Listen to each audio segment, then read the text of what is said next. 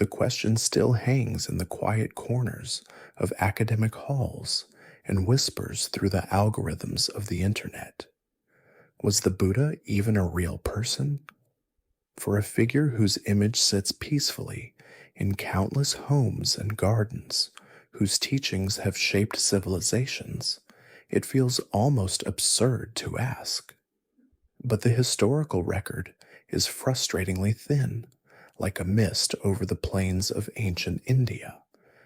There are no inscriptions carved in stone from his lifetime, no contemporary accounts from a neutral party, no definitive archaeological proof that says Siddhartha Gautama slept here.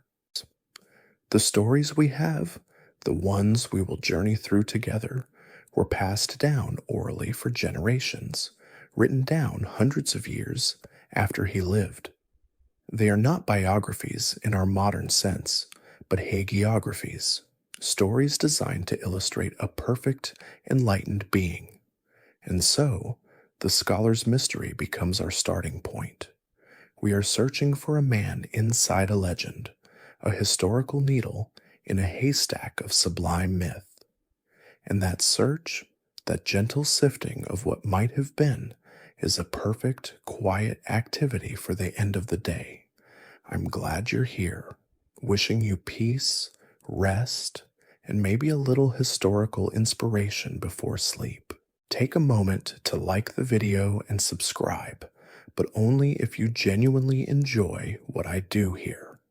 And as we begin this journey back in time, let me know in the comments where you're listening from and what time it is for you. It's always nice to know who is sharing this quiet time together. The air itself felt different then, in the world waiting for a prince who would give up a kingdom. Imagine the scent of wood smoke and damp earth, the rumble of iron-rimmed wheels on dusty roads. This was northern India in the 6th century, before the Common Era, a land not of one unified empire, but of a messy, vibrant patchwork of 16 great kingdoms and republics, the Mahajanapadas. They jostled for power like ambitious siblings, their borders shifting with every minor war and strategic marriage. Great cities were rising, places like Savat and Rajagaha, their marketplaces buzzing with the chatter of merchants trading salt, cloth, and new ideas. It was a time of change, of growing pains. A feeling was in the air that the old ways, the old answers, were no longer quite enough. For centuries, the spiritual life of the land had been dominated by the Brahmins, the priestly caste. Their authority rested on the Vedas, ancient, sacred hymns said to be the very breath of the universe. They were the keepers of the cosmic order, the ones who knew the secret words and intricate rituals needed to appease the gods. Their most potent tool was the yajna, the fire sacrifice. In a cleared space, with geometric precision, priests would chant the ancient verses in a language few still understood, offering ghee, grains, and sometimes animals to the sacred fire, ensuring that the sun would continue to rise, the rains would come, and the world would not fall into chaos. For a king, a grand sacrifice was a display of power and piety, a way to secure prosperity for his kingdom. But these rituals were expensive, exclusive, and for many deeply unsatisfying. A creeping doubt had begun to surface in the minds of farmers, merchants, and even warriors. Is this truly the only path to truth? Does salvation depend entirely on the correct pronunciation of a hymn by a priest I must pay? Out of this spiritual thirst, a new movement was stirring. They were called the Shramanas, the strivers. They were the counterculture of their time, men and women who rejected the authority of the Brahmins and the comfort of a settled life. They would leave their homes, their families, their inheritances, shave their heads, and wander the roads with nothing but a simple robe and a begging bowl. They were philosophical explorers, and the forests and riverbanks were their laboratories. They believed that truth was not something to be received from an ancient text or a ritual, but something to be discovered for oneself through direct experience. They practiced extreme forms of self-discipline, fasting for weeks, sleeping on beds of thorns, holding their breath until their lungs burned, all in an effort to break the bonds of normal consciousness and glimpse a deeper reality. They debated one another in public groves, their sharp intellects clashing over the nature of the soul, the meaning of karma, and the possibility of liberation from the endless cycle of death and rebirth. A great teacher named Mahavira was already gathering followers, preaching a path of radical nonviolence that would become Jainism. The spiritual landscape was fertile, chaotic, and expectant, and it was into this world of kings, priests, and wandering seekers that the Shakya clan existed. They were not a mighty kingdom like their neighbors in Kosala or Magadha. They were a proud, independent warrior republic, a kind of aristocratic oligarchy nestled in the fertile plains of the Himalayan foothills in what is now modern-day Nepal. Their capital was a small, orderly city called Kapilavastu. They governed themselves through an assembly of leading families, and at their head was a chosen chieftain, Shuddhodana. He was a man who felt the weight of his people's hopes, a leader who understood the precariousness of their independence, sandwiched between larger, more aggressive powers. He and his beloved queen, Maya of the neighboring Kolya clan, had everything a noble couple could desire: respect, wealth, and a peaceful land. Everything, that is, except an heir. For years they had waited, and as the seasons turned, a quiet anxiety settled over the palace, a hope for a child who would carry on their name and secure the future of the Shakyas, a people who had no idea that the son they yearned for would not secure their borders, but instead redraw the spiritual map of the world. The world was holding its breath, waiting for something or someone to show a new way forward. That quiet, collective exhalation of a world waiting for a new path found its focus within the terracotta walls of the palace at Kapilavastu, and most intensely of all, within the heart of Queen Maya. The nights were warm, the air thick with the scent of jasmine and mango blossoms during the midsummer festival. After days of celebration and ceremony, the queen retired to her chambers, the sounds of the city fading into a gentle hum. As she drifted into sleep, the world of the palace dissolved, replaced by a landscape of pure, crystalline light. In this dream, she felt herself being lifted gently, not by human hands, but by four radiant beings, the guardian kings of the heavens. They carried her over the sleeping plains and forests, up to the snow-covered peaks of the Himalayas, placing her beside a celestial lake of unparalleled clarity. There the consorts of the heavenly kings approached her.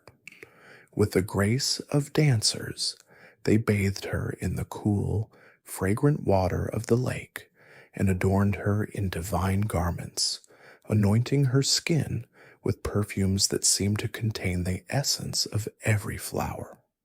She was led to a golden pavilion where a celestial couch was prepared, and then she saw it. From a distant silver mountain, a magnificent white elephant appeared, its skin glowing like a pearl under the light of 1,000 moons. In its trunk, It held a single perfect white lotus. The majestic creature approached her couch, circled her 3 times in a gesture of profound respect, and then, without any force or pain, it seemed to dissolve into light and enter her right side. She awoke not with a start, but with a feeling of deep, unshakable serenity, a sense of blissful purpose that settled into the very marrow of her bones. When she told King Shuddhodana of the dream, he felt a jolt of both excitement and apprehension. This was no ordinary vision. He immediately summoned the most learned Brahmin soothsayers in the kingdom, men with long gray beards and eyes that seemed to see beyond the veil of the present. They arrived, their saffron robes rustling, and listened intently as the queen recounted her celestial journey. They consulted their palm leaf manuscripts, charts of the stars, and whispered amongst themselves, their voices low and serious. Finally, their leader turned to the king, his face a mixture of awe and certainty. "Your Majesty," he declared, "you must rejoice. The queen has conceived a son, a great being, a Mahapurusa, marked for destiny. The signs are unmistakable. 2 paths lie before him, and only 2. If he remains in the world of palaces and power, he will become a Chakravartin, a universal monarch, a wheel-turning king who will conquer not by the sword, but by righteousness, uniting the entire world under his just rule. But if he should ever leave the home life, if he renounces this world, he will become a Buddha, a fully awakened one, who will peel back the veil of ignorance for all humanity." Shuddhodana, a king and a warrior, a man of worldly action, heard only the first half of that prophecy. A universal monarch, an emperor who would elevate the Shakya clan from a minor republic to the center of the world. A son whose glory would be sung for generations. This was the son he had prayed for. The second possibility, that of a homeless, a wandering ascetic, was a future too dreadful to contemplate. He pushed it from his mind, resolving then and there to create a world for his son so perfect, so pleasurable, that the thought of leaving it would never even occur. The 10 months of Queen Maya's pregnancy passed as if in a waking dream. The legends say she felt no sickness, no heaviness, only a light and joyful energy. Her mind was clear, her compassion for all beings deepened, and it was said that she could see the unborn child meditating peacefully within her womb. As her time drew near, tradition called for her to travel to her parents' kingdom of Devadaha to give birth. A great procession was arranged, and the queen was carried in a gilded palanquin along the road east. Partway through the journey, they passed the tranquil Lumbini Grove, a beautiful garden of flowering sal trees that belonged to the families of both kingdoms.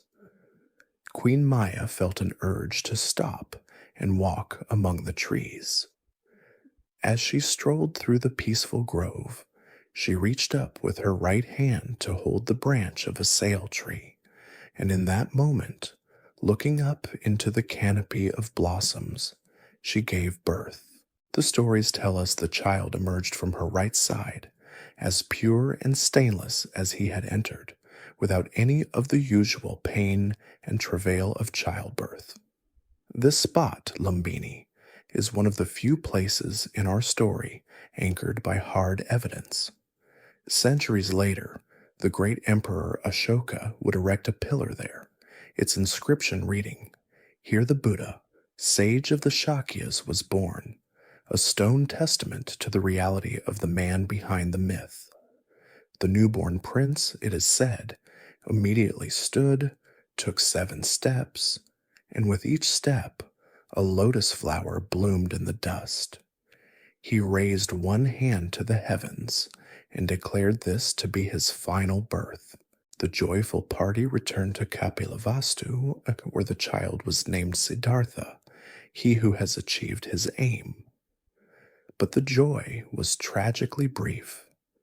Just 7 days after bringing this destined child into the world, Queen Maya passed away and was reborn, the stories say, in a heavenly realm. The profound responsibility of raising the future king or future Buddha fell to her sister, the kind and loving Mahapajapat Siddhartha Gautama, who took the motherless child as her own, unaware of the immense challenge that lay ahead in trying to keep a future Buddha bound to a worldly throne. In the halls of Kapilavastu, a delicate balance was struck between celebration and sorrow. The laughter and cooing of the infant prince Siddhartha echoed through the corridors, a sound of profound hope for the future of the Shakya line. But it was a hope shadowed by the memory of the departed queen and underscored by the quiet, fierce determination in King Shuddhodana's eyes. He had a prophecy to manage, a destiny to control. The loving care of his new mother, Mahapajapat, was the child's immediate world, a world the king was already planning to insulate from any hint of the path that might lead him away from a throne. News of the miraculous birth spread beyond the city walls, traveling on the lips of merchants and pilgrims until it reached the remote, silent peaks of the Himalayas. There, high above the concerns of kingdoms and dynasties, lived a sage named Asita. He was a figure of immense renown, a rishi whose long years of solitude and deep meditation had granted him insight into the workings of the cosmos and powers that bordered on the divine. In his youth, he had been a spiritual guide to the king's father, but he had long since retired from the world of men to pursue the final truths in the stillness of the mountains. One day, while deep in a state of meditative calm, he perceived a ripple in the fabric of existence. He saw celestial beings, the devas, streaming through the heavens, their forms radiant with joy. They were unfurling banners, scattering flowers of light, and singing hymns of praise. Intrigued, Asita used his divine sight to ask them the cause for such celebration. They told him that in the world of mortals, in the city of the Shakyas, a child had been born who would turn the wheel of the ultimate truth, a bodhisattva who would show all beings the way out of suffering. A deep sense of purpose stirred in the old hermit's heart. He knew he had to see this child. He descended from his mountain hermitage, his journey a quiet passage from the realm of timeless spirit back into the world of men. His arrival at the gates of Kapilavastu caused a stir. With his matted hair coiled on top of his head, his body thin from ascetic practices, and his only clothing a simple robe of bark cloth, he was a stark and holy contrast to the polished world of the palace guards and courtiers. King Shuddhodana, hearing of his arrival, was overjoyed and deeply honored. He rushed to greet the sage, bowing low before the man who represented the highest wisdom of their age. Here was the ultimate confirmation he sought. Asita, the master of seers, would surely validate his dream of raising a universal monarch. After the traditional greetings, the king had the infant prince brought out, swaddled in the finest Benares silk, to be presented to the holy man for his blessing. As the servants carried the child forward, Shuddhodana instructed them to have the prince bow his head at the feet of the great sage. But as they drew near, a small miracle occurred. The infant, as if of his own volition, shifted in his swaddling, and his tiny feet turned and came to rest gently in the matted, gray locks of Asita's hair. The sage's eyes widened. He understood the sign instantly. This child was his superior. Without a moment's hesitation, Asita, the ancient hermit, rose and prostrated himself before the newborn prince, an act that sent a wave of astonishment through the entire royal court. Gently, Asita took the child in his arms, and with the practiced eye of a seer, began to examine him. He was looking for the 32 major marks of a great man, the Mahapurusa Laksana, a set of auspicious physical characteristics that were believed to adorn the bodies of those destined for world-altering greatness. It was an ancient science of prophecy, a belief that destiny was written into the very flesh of a person. He saw the wheel with 1,000 spokes on the soles of the prince's feet, the long fingers and toes, the golden-hued skin, and the small curl-like bump on the crown of his head, the usnesa. As he confirmed each mark, a slow, radiant smile spread across his face, a look of pure, unadulterated joy. He looked at the anxious king and declared, "Be without worry, O king. This child is a treasure for the world. The signs are perfect and complete. He will not remain in the household life. He will, without any doubt, reach supreme and perfect enlightenment and become a Buddha." Then, in the very next moment, the sage's joyful expression crumpled. His eyes welled with tears, and 2 streams coursed down the deep lines of his face, disappearing into his beard. The court fell into a panicked silence. Shuddhadana's heart seized with terror. Had he missed something? Did the tears signal a hidden flaw, a short life, a terrible obstacle in his son's future? "Venerable one," the king stammered, "why do you weep? Do you foresee some misfortune for my son?" Asita shook his head, composing himself. "No, great king, there is no misfortune for the prince. His path is flawless, his destiny assured and more glorious than any of us can imagine. I do not weep for him." He paused, his gaze turning inward. "I weep for myself. My life is nearly at its end. I am old, and I will not be here to witness this child's awakening. I will not live long enough to hear the profound and liberating truth, the Dharma, that he will discover and teach to the world. I have been blessed to see him, but I will miss the fulfillment of his purpose." The depth of his sorrow was immense. It was the tragedy of being a seeker of truth who had finally found the ultimate source, only to realize he would not be able to drink from it. The sage bowed one last time to the prince and to the king and departed, leaving behind a palace filled with both wonder and a king whose resolve to cheat destiny had just been hardened into something absolute.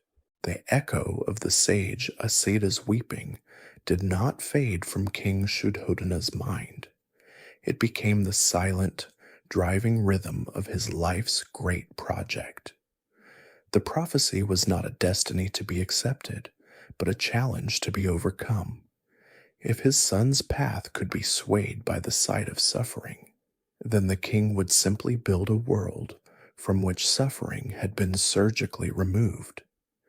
He would not just give his son a life of luxury, he would construct an entire reality, a bespoke existence designed to be a fortress against any hint of dissatisfaction.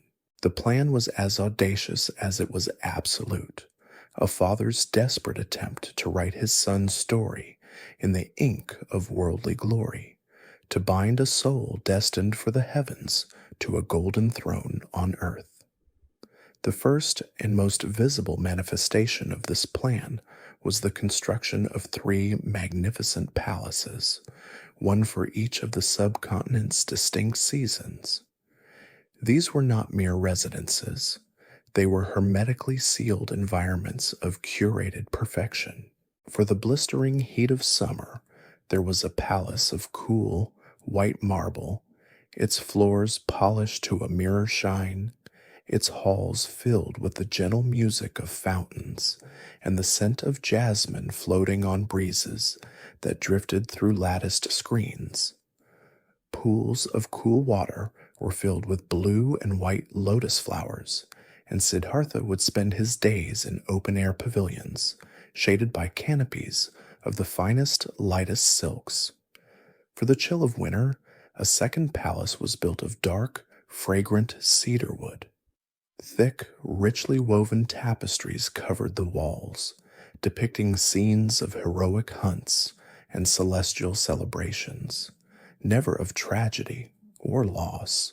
Braziers of glowing coals and sunken fire pits filled the chambers with a constant, enveloping warmth, and the air was scented with heavy oils of sandalwood and musk. And for the relentless downpour of the monsoon season, there was a third palace, a sanctuary of warmth and light against the gray, weeping sky.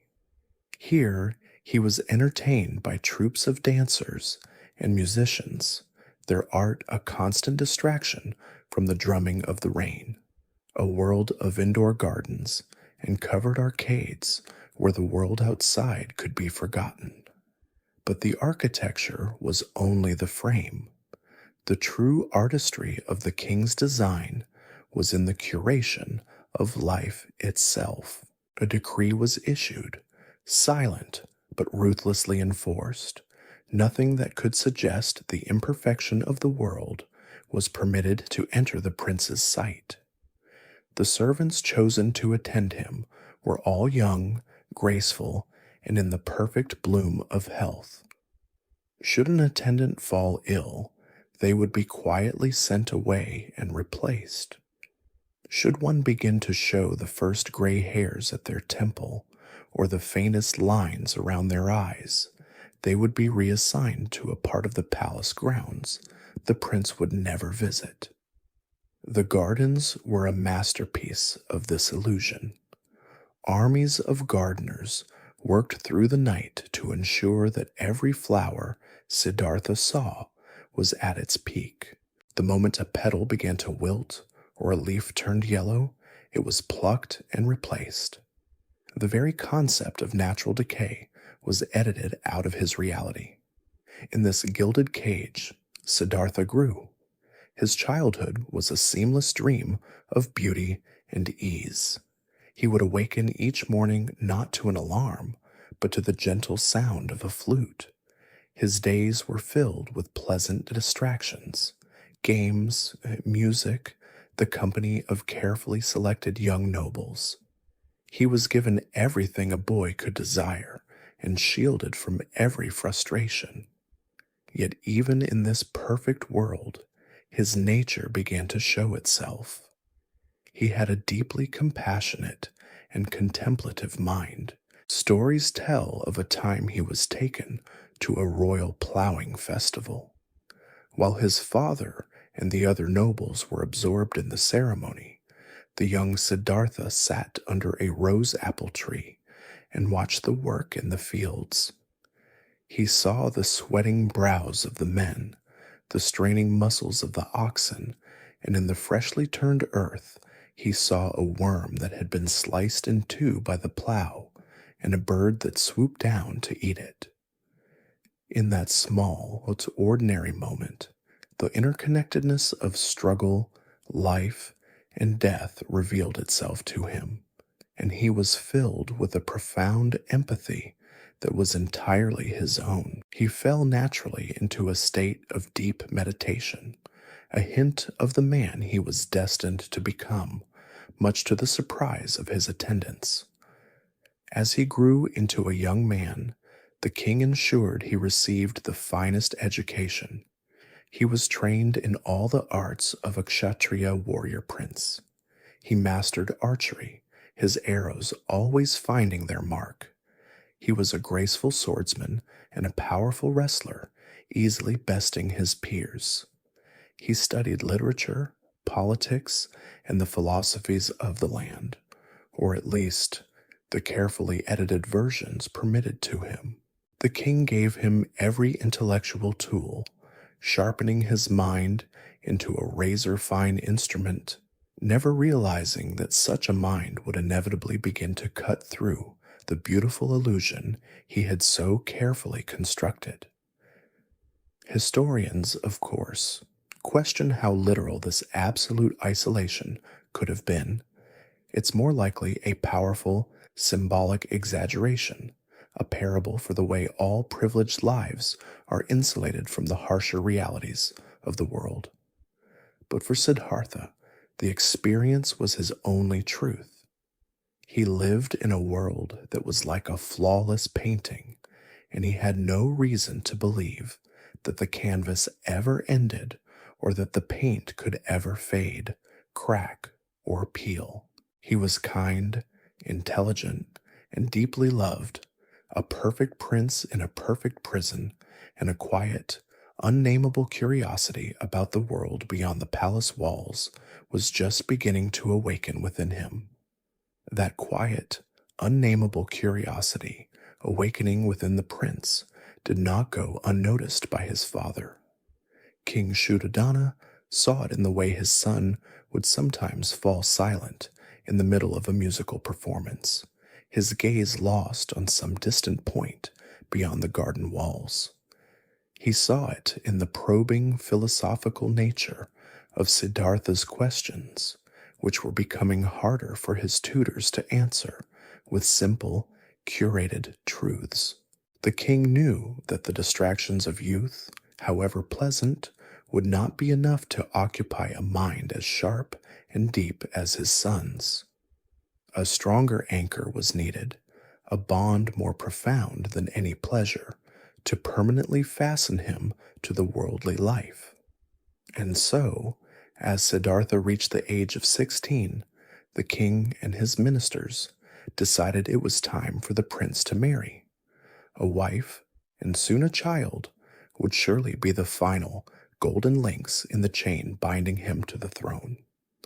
The search for a bride was in itself a matter of statecraft, but for Siddhartha, there had only ever been one choice. His cousin, the Princess Yashodhara of the neighboring Kolya clan, was a woman of renowned grace and beauty, her name meaning bearer of glory. The legends paint her not as a passive prize to be won, but as a woman of immense dignity and quiet strength, a spirit in many ways a match for his own. But a union between such prominent families required the proper formalities, and according to some traditions, it required the prince to prove his worthiness. A grand tournament was declared, and suitors from all the noble Shakya and Kolya families were invited to Kapilavastu to compete for the princess's hand. It was a magnificent spectacle. The tournament grounds were vibrant, with colored banners snapping in the breeze. Young noblemen, proud and athletic, arrived to display their prowess in the martial arts, the skills of the Kshatriya warrior caste. There was horsemanship, swordsmanship, wrestling, and archery. Siddhartha, emerging from his sheltered life in the palaces, was a figure of pure grace and elegance, but some of the more ruggedly ambitious suitors, including his cousin Devadatta, looked upon him with a hint of disdain. They saw a prince raised on music and poetry, and they mistook his gentleness for weakness. They were about to be profoundly mistaken. One by one, the contests began, and in each, Siddhartha demonstrated a mastery that was effortless and absolute. He rode horses that no other man could tame, his control so perfect it seemed he and the animal shared a single mind. In swordsmanship, his movements were like a dance, a blur of speed and precision that left his opponents disarmed and bewildered without ever drawing a drop of blood. When it came time for the final and most prestigious test, archery, a great ancestral bow was brought forth, a weapon so heavy and stiff that most of the suitors could not even manage to string it. His cousin Devadatta, straining until his face was crimson, managed to string it, but his arrow fell short of the distant target. When it was Siddhartha's turn, he walked to the bow, picked it up with one hand as if it were a child's toy, and strung it with a quiet, fluid motion. He selected an arrow and drew it back.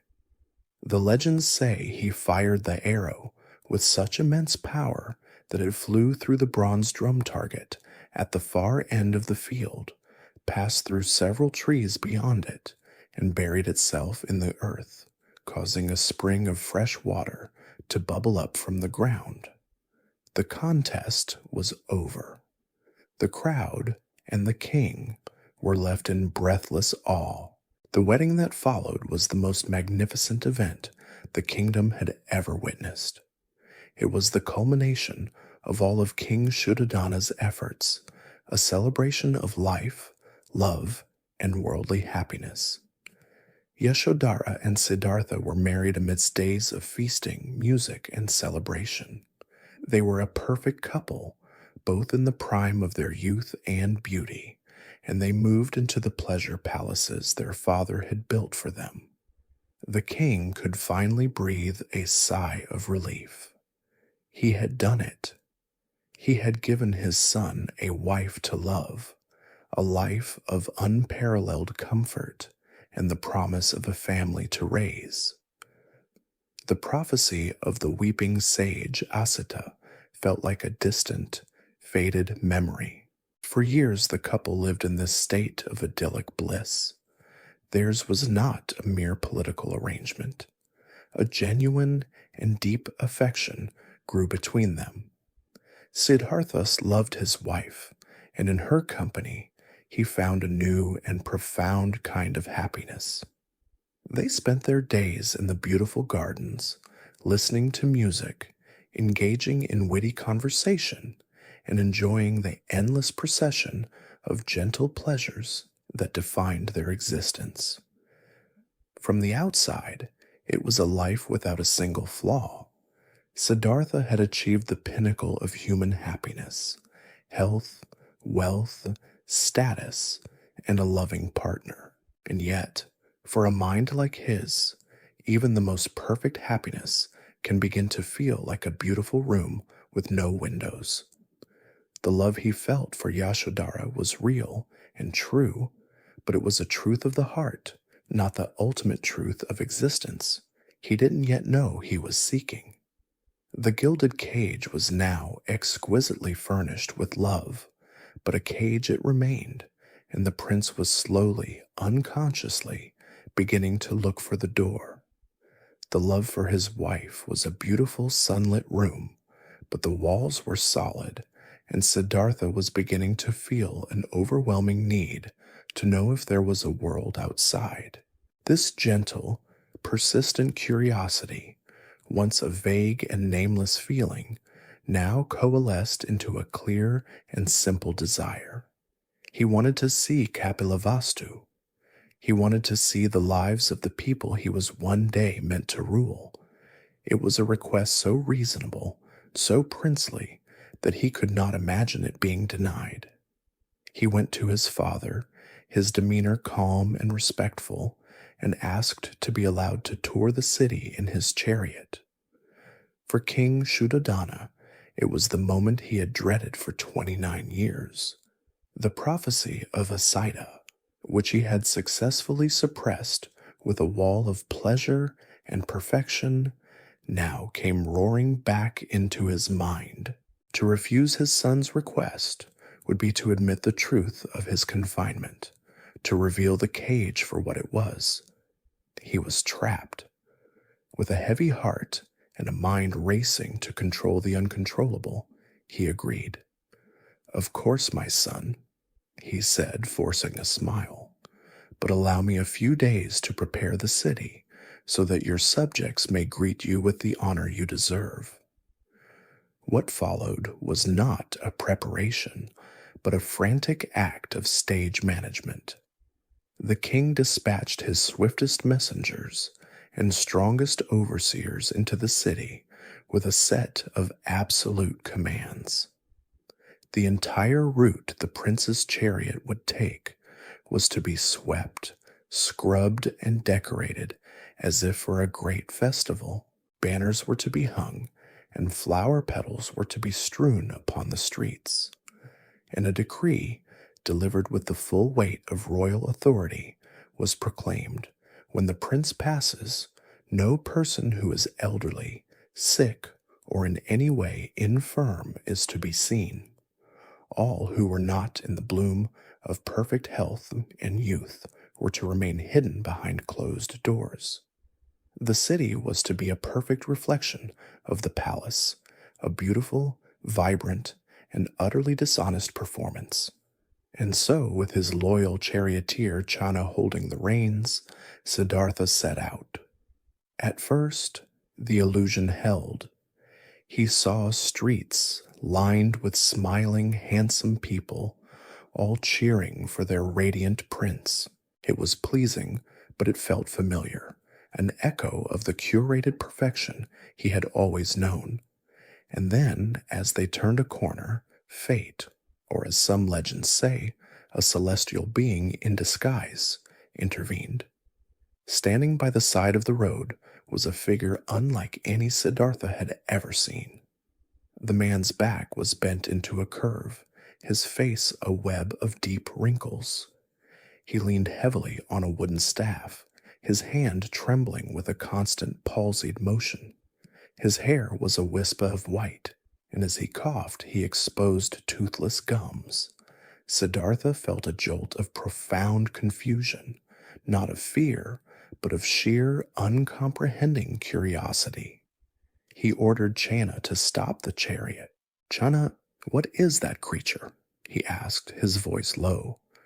"It has the shape of a man, but its hair, its skin, its posture, it is not like any man I have ever known. Was it born this way?" Channa, his own heart heavy, could not lie to his prince. "My lord," he answered softly, "that is an old man. That is not how he was born. It is the result of time.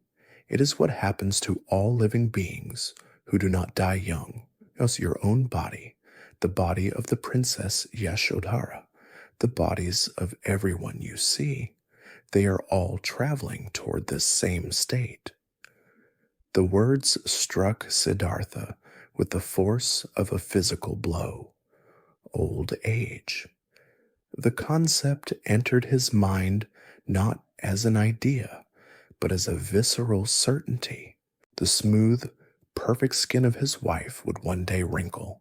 His own strong limbs would one day tremble and fail. The foundation of his world, the unspoken assumption of eternal youth and beauty, cracked. The joyful cheering of the crowds faded into a meaningless noise. "Turn the chariot around, Channa," he said quietly. "There is no more pleasure in this park for me today." A few months later, the king, convincing himself that the first incident was a bizarre fluke, was persuaded to allow his son another trip outside the walls. Once more, the streets were prepared, the stage was set. But again, the universe had other plans. As they rode, Siddhartha's eyes fell upon a person lying by the roadside, convulsing in pain. The man's skin was covered in sores, his face was flushed with fever, and he groaned with every ragged breath. Siddhartha had never witnessed physical suffering. He again stopped the chariot. "Channa, why does that man not stand? What afflicts him so?" Channa explained the nature of sickness. "My lord, that man is diseased. His body is at war with itself. It is an affliction that can befall anyone at any time, without reason or warning. Your own good health, my lord, is not a fortress. It is a temporary peace, and no one knows when it might be broken. The second great truth landed. Not only was his body destined to decay, it was also profoundly vulnerable. The feeling of invincibility, the birthright of the young and healthy, evaporated in an instant. Deeper in thought and with a heavier heart, he returned to the palace.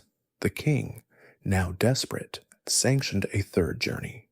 And on this trip, they came upon a small, somber crowd. 4 men were carrying a rigid, motionless form on a simple wooden plank, while others followed behind, weeping and wailing in grief. The prince stared at the still figure, wrapped in plain cloth. "What is this, Channa?" he asked. "Why is that person carried so, and why do the others cry out in such sorrow?" Channa took a deep breath. "My lord, that is a corpse. That person is dead. The breath has left the body, consciousness is gone. It is the final end that awaits every single living thing. There is no one born who can escape death. This was the final, devastating blow. Old age, sickness, death. The 3 great, unavoidable sufferings of existence had been revealed to him in succession. His beautiful palaces were not a sanctuary, but a waiting room. His love for his wife was not an eternal bond, but a temporary joy destined to be severed by separation. Everything he had ever known, everything he had ever valued, was revealed to be transient, fragile, and doomed to end in loss. The performance was over. The stage was shattered. He returned to the palace a completely different man, his mind consumed by one overwhelming, terrifying, and urgent question. If this is the truth of our existence, is there any escape? Returning to the palace after witnessing the finality of death was like stepping from a harsh, colorless reality back into a dream.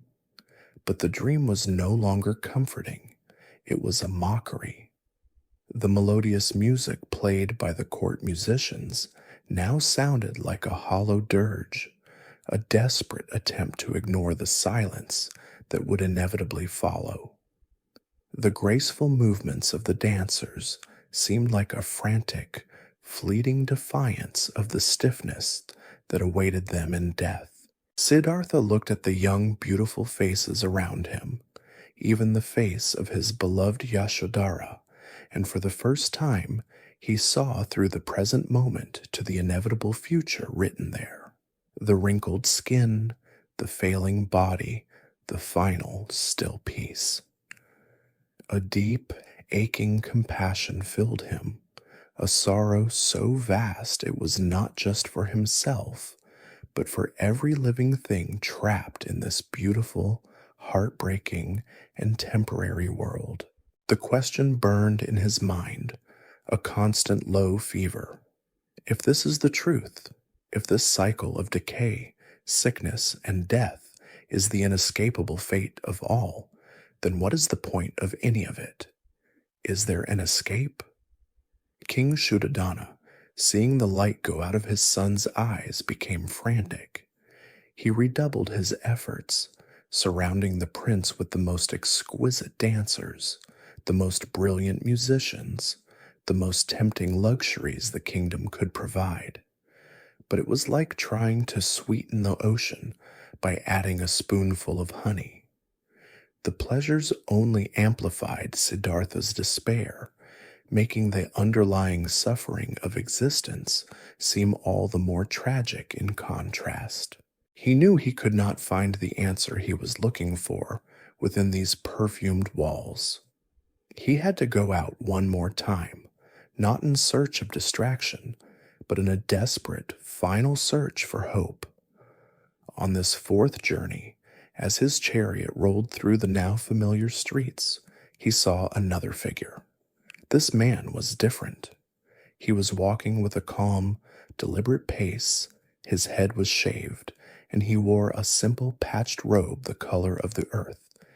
In his hands, he carried a simple black bowl. He was not young, but his face was not etched with the terror of old age. He was thin, but he did not project the agony of sickness.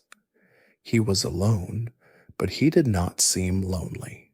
An aura of profound, unshakable peace surrounded him like a cloak. Siddhartha was mesmerized.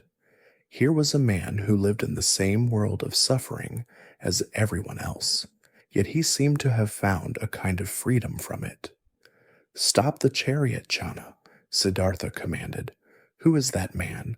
What is his purpose? He walks as if he has nowhere to go and nothing to fear."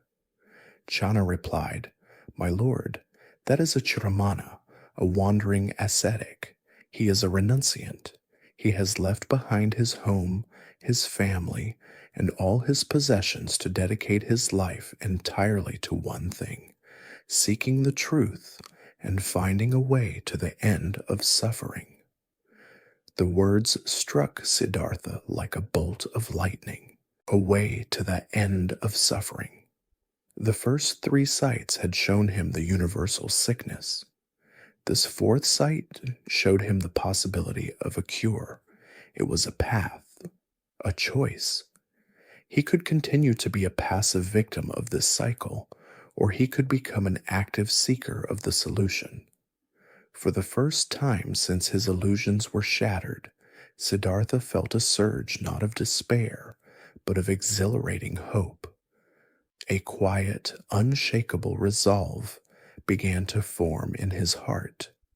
He returned to the palace with a new light in his eyes, a secret purpose that no one else could understand. Just as this resolve was solidifying, a messenger burst into his chambers, his face beaming with joy. "A son, my lord. The Princess Yashodhara has given birth to a healthy son." The whole palace erupted in celebration. This was it, the final, perfect anchor the king had been waiting for. But when Siddhartha heard the news, a look of profound complexity crossed his face. He is said to have uttered, "A Rahu has been born, a fetter has arisen."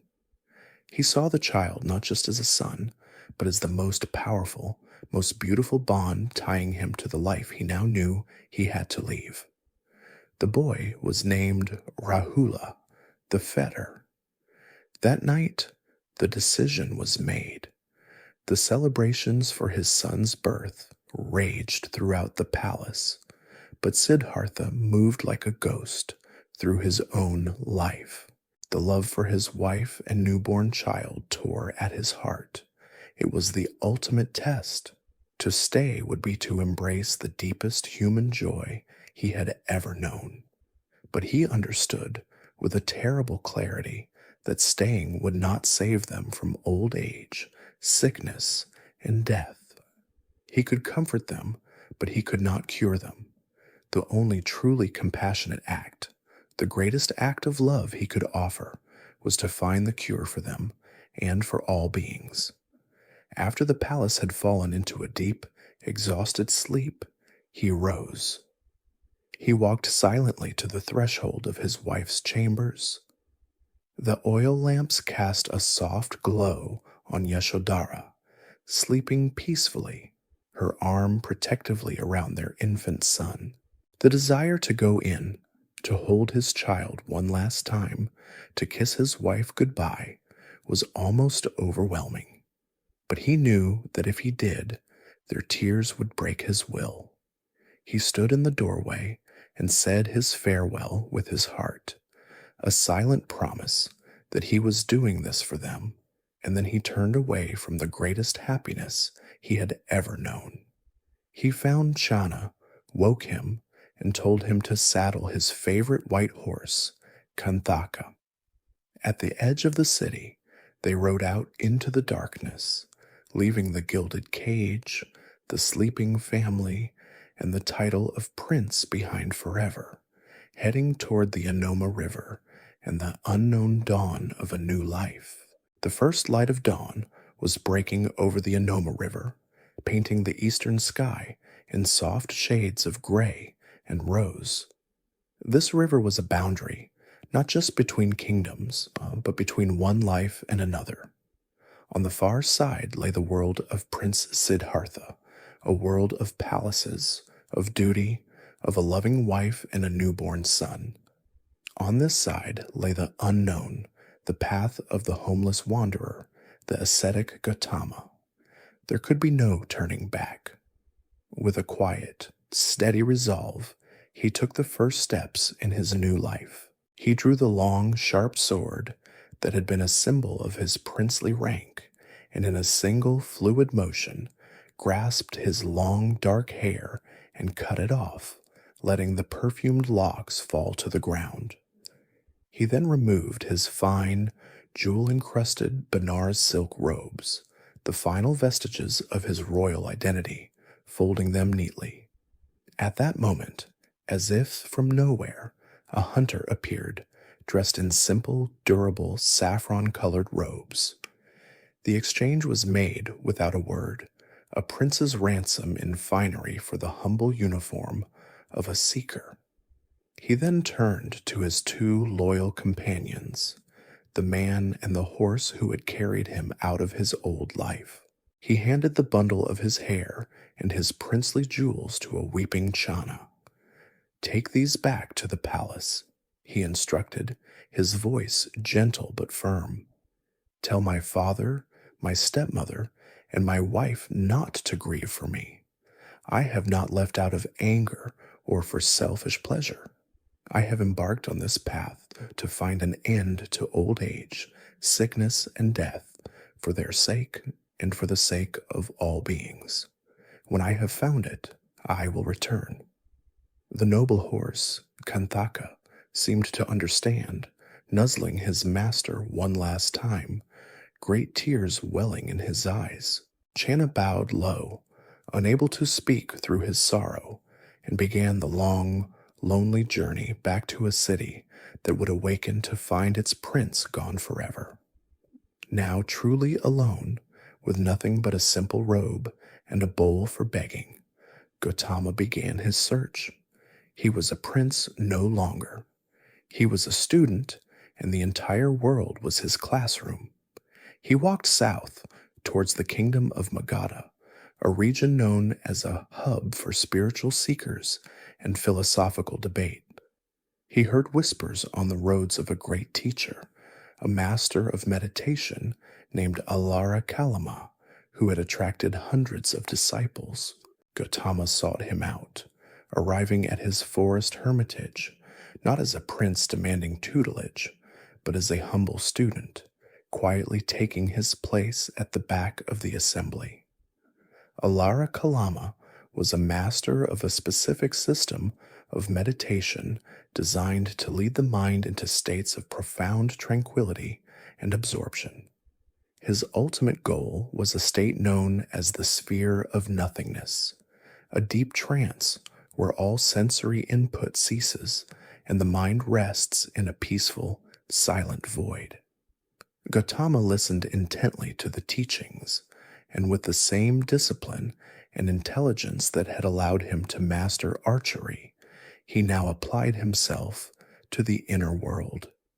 He practiced tirelessly, his focus unwavering. Very quickly, he not only achieved the states his teacher described, but mastered them completely. He could enter the sphere of nothingness at will and remain there for hours, his mind still and silent as a deep mountain lake. Alara Kalama was astounded. He had never had a student learn so quickly or so profoundly. He approached Gautama, treating him not as a student, but as a peer.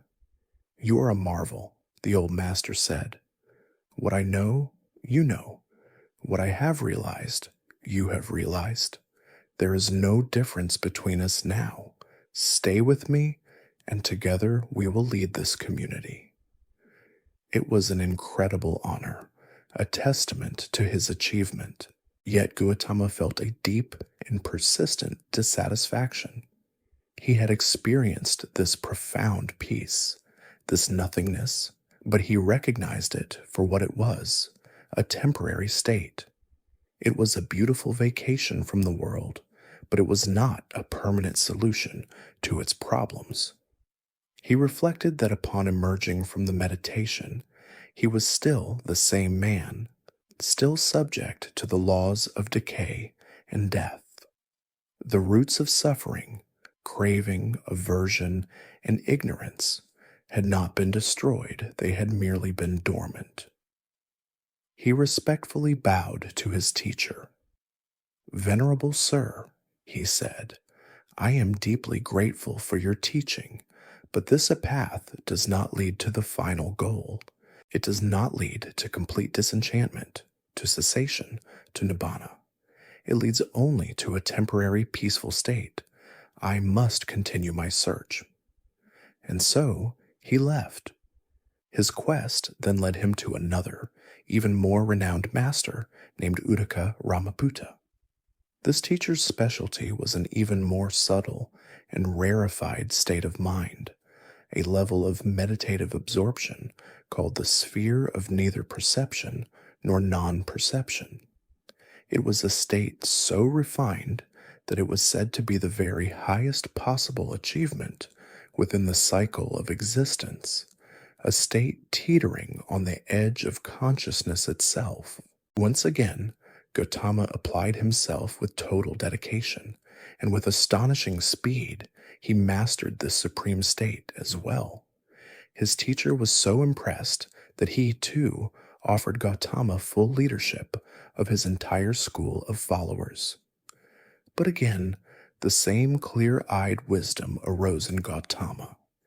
He had reached the pinnacle of what the spiritual teachers of his day had to offer.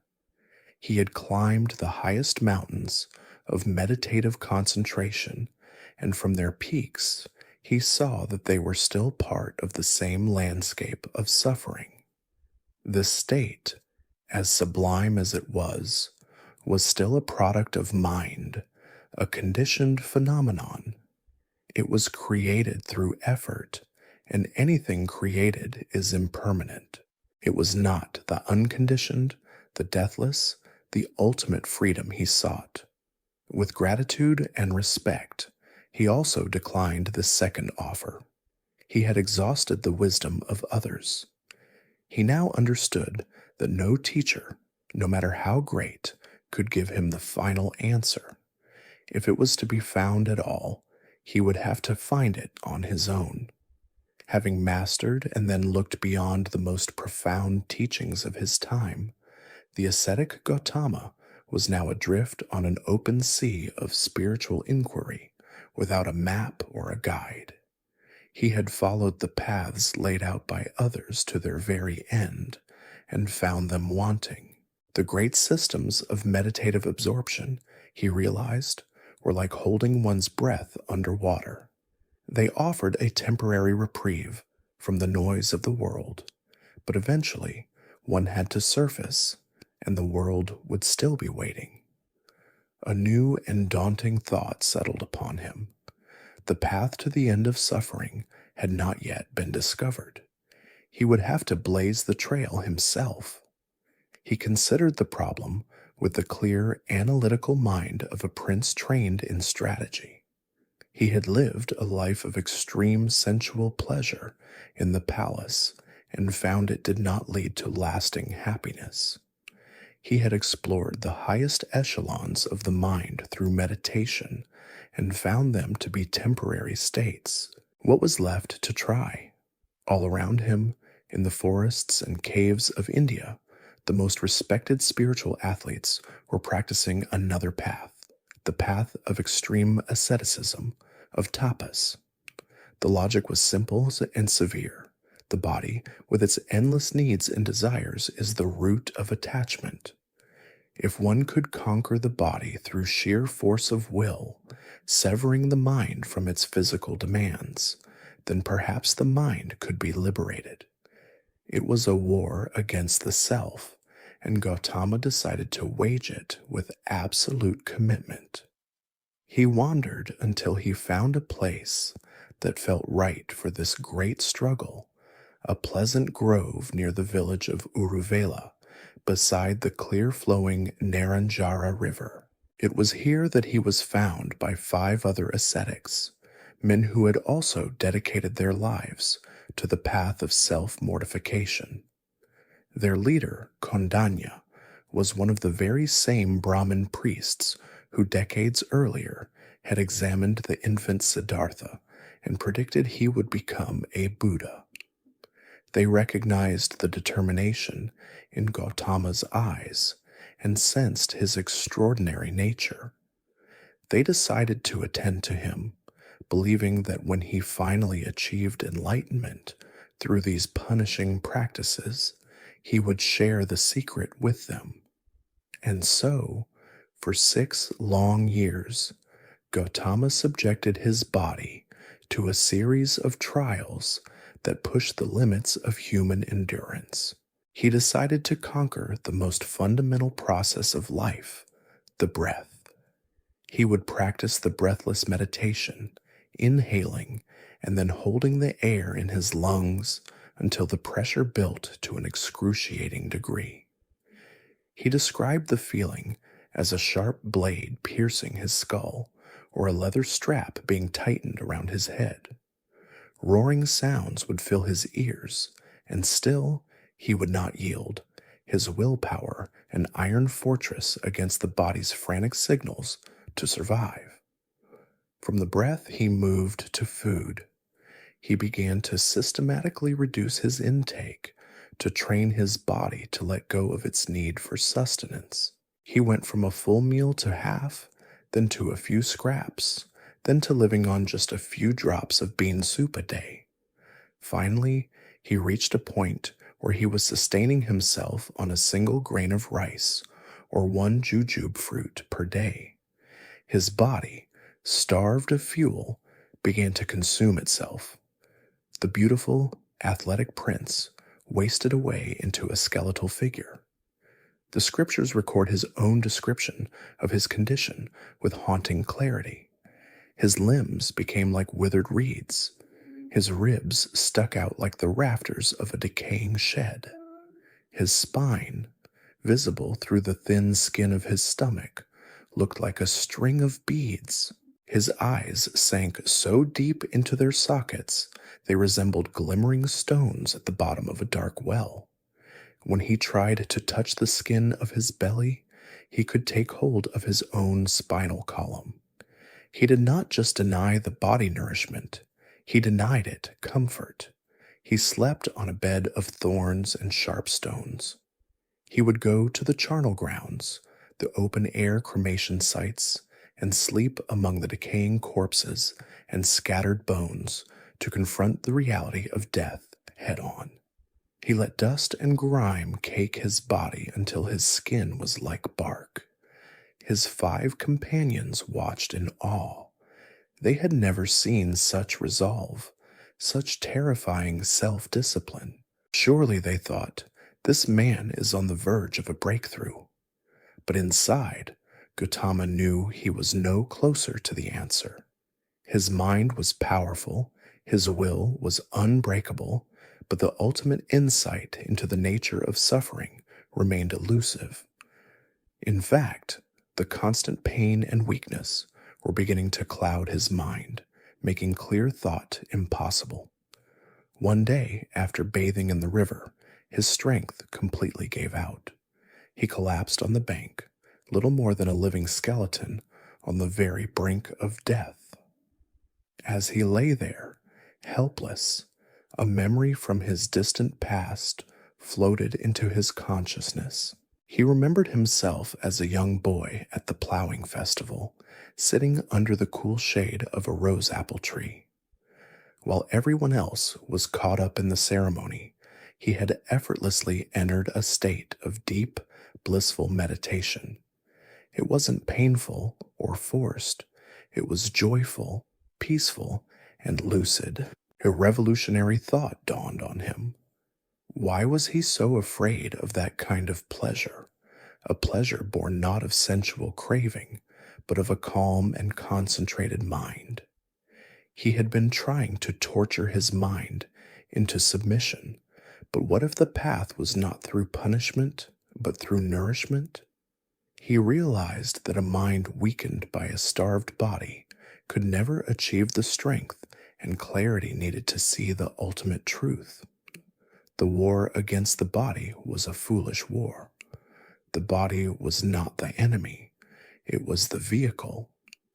In that moment, the 6 years of grueling effort were revealed as another dead end. He had walked the path of extreme denial to its absolute limit and had found it just as wanting as the path of extreme indulgence.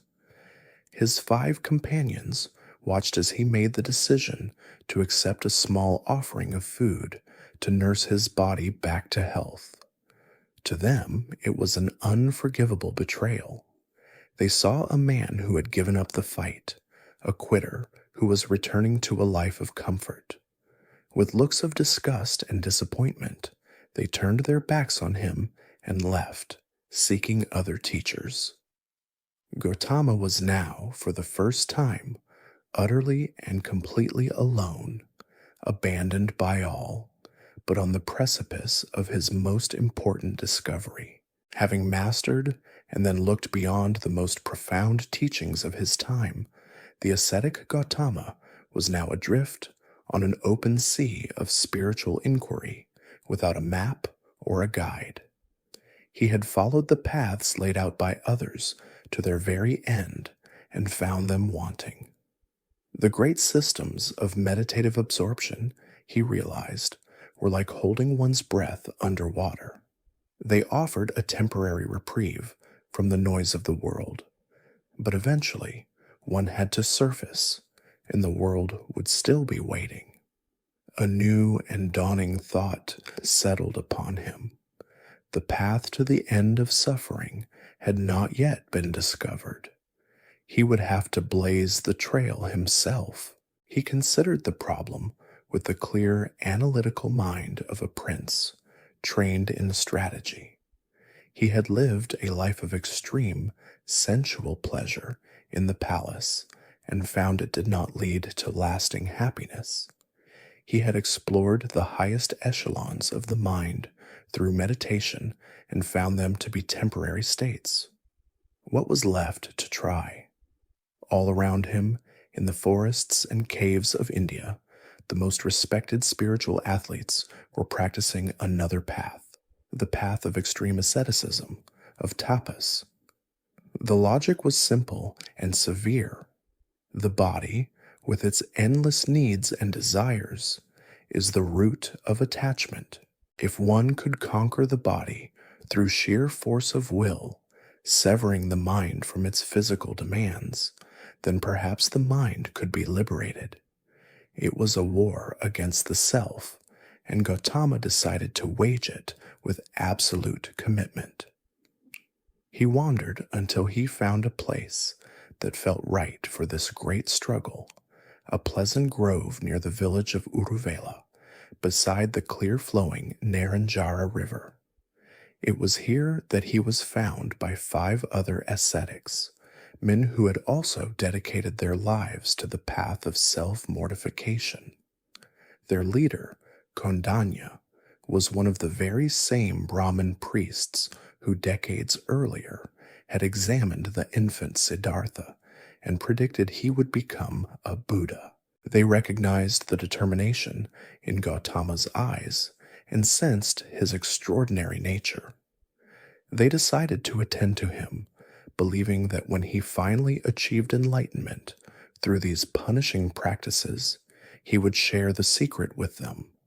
And so, for 6 long years, Gautama subjected his body to a series of trials that pushed the limits of human endurance. He decided to conquer the most fundamental process of life, the breath.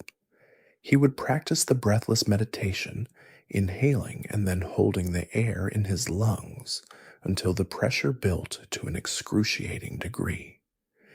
He described the feeling as a sharp blade piercing his skull, or a leather strap being tightened around his head. Roaring sounds would fill his ears, and still he would not yield. his willpower an iron fortress against the body's frantic signals to survive. From the breath, he moved to food. He began to systematically reduce his intake to train his body to let go of its need for sustenance. He went from a full meal to half, then to a few scraps, then to living on just a few drops of bean soup a day.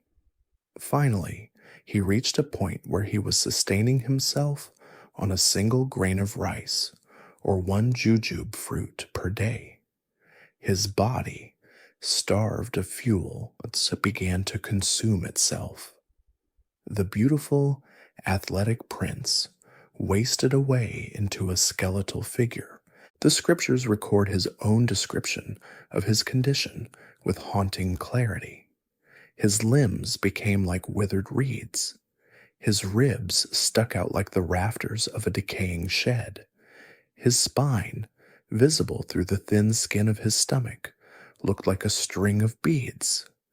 His eyes sank so deep into their sockets they resembled glimmering stones at the bottom of a dark well. When he tried to touch the skin of his belly, he could take hold of his own spinal column. He did not just deny the body nourishment, he denied it comfort. He slept on a bed of thorns and sharp stones.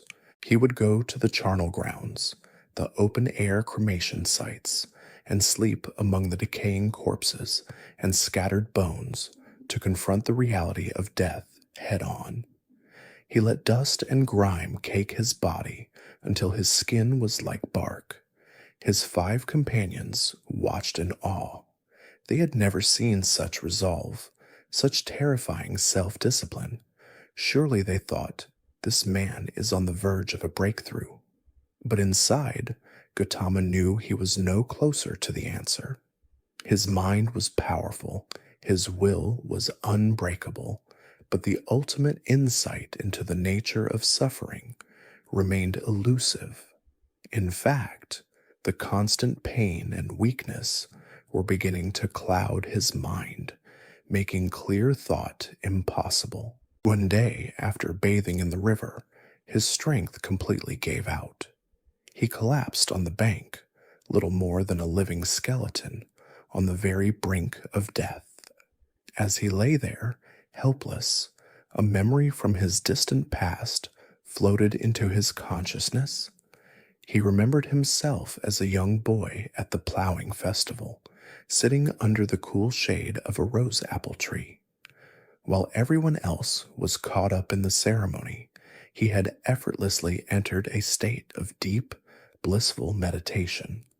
It wasn't painful or forced. It was joyful, peaceful, and lucid. A revolutionary thought dawned on him. Why was he so afraid of that kind of pleasure? A pleasure born not of sensual craving, but of a calm and concentrated mind. He had been trying to torture his mind into submission, but what if the path was not through punishment, but through nourishment? He realized that a mind weakened by a starved body could never achieve the strength and clarity needed to see the ultimate truth. The war against the body was a foolish war. The body was not the enemy, it was the vehicle. In that moment, the 6 years of grueling effort were revealed as another dead end. He had walked the path of extreme denial to its absolute limit and had found it just as wanting as the path of extreme indulgence. His 5 companions watched as he made the decision to accept a small offering of food to nurse his body back to health. To them, it was an unforgivable betrayal. They saw a man who had given up the fight, a quitter who was returning to a life of comfort. With looks of disgust and disappointment, they turned their backs on him and left, seeking other teachers. Gautama was now, for the first time, utterly and completely alone, abandoned by all, but on the precipice of his most important discovery. With his body nourished by Sujata's timely offering and his mind clarified by the profound insight into the middle way, the ascetic Gautama was no longer a seeker wandering without a map. He now possessed a compass, a direction, and a quiet, unshakable confidence. He walked from the bank of the Naranjara River to a nearby grove, his senses calm and focused. His eyes fell upon a great pipal tree, its leaves rustling gently in the evening breeze, and he knew instinctively that this was the place. This would be the site of his final effort. A local grass cutter, seeing the radiant calm in his face, offered him a bundle of soft kusa grass, which Gautama arranged into a humble seat at the foot of the tree. Facing east, he settled into a stable, cross-legged posture, his back straight as an arrow. He placed his hands in his lap, closed his eyes, and took the most resolute vow of his life, a promise made to himself and to the universe. Let my skin, my sinews, and my bones dry up, he resolved, and let my flesh and blood dissolve, but I will not rise from this seat until I have attained supreme and final enlightenment. It was a declaration of war, not against his body, but against the final vestiges of ignorance that kept him and all beings bound to the wheel of suffering.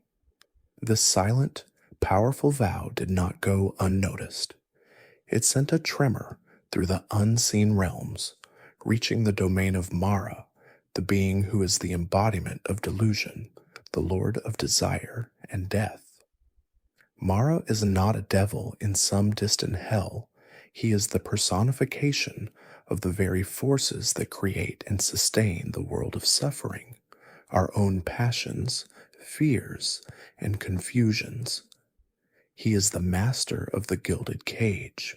Seeing Gautama seated there, poised on the brink of a discovery that would reveal the exit from his entire domain, Mara was terrified. If this one ascetic succeeded, he would teach the way to others, and Mara's hold on the world would be broken. He resolved to stop him. First, Mara tried to attack with the weapon he knew best, desire. He summoned his 3 daughters, figures of devastating beauty named Tanha, craving, Arati, discontent, and Raga, passion. They appeared before the meditating Gautama, transforming into hundreds of alluring dancers of all ages, their forms perfect, their voices like honey. They sang of the pleasures of the palace, reminding him of the life he had left behind, of his beautiful wife, of power and prestige. They promised him all the sensual delights the world had to offer, but Gautama remained utterly still, his mind like a mirror. He simply saw the temptations for what they were, impermanent, insubstantial flickers of phenomena, as unreal as a dream. He felt neither attachment nor aversion. They danced and swayed, but their seductions found no purchase, no hook, no crack in his perfect equanimity.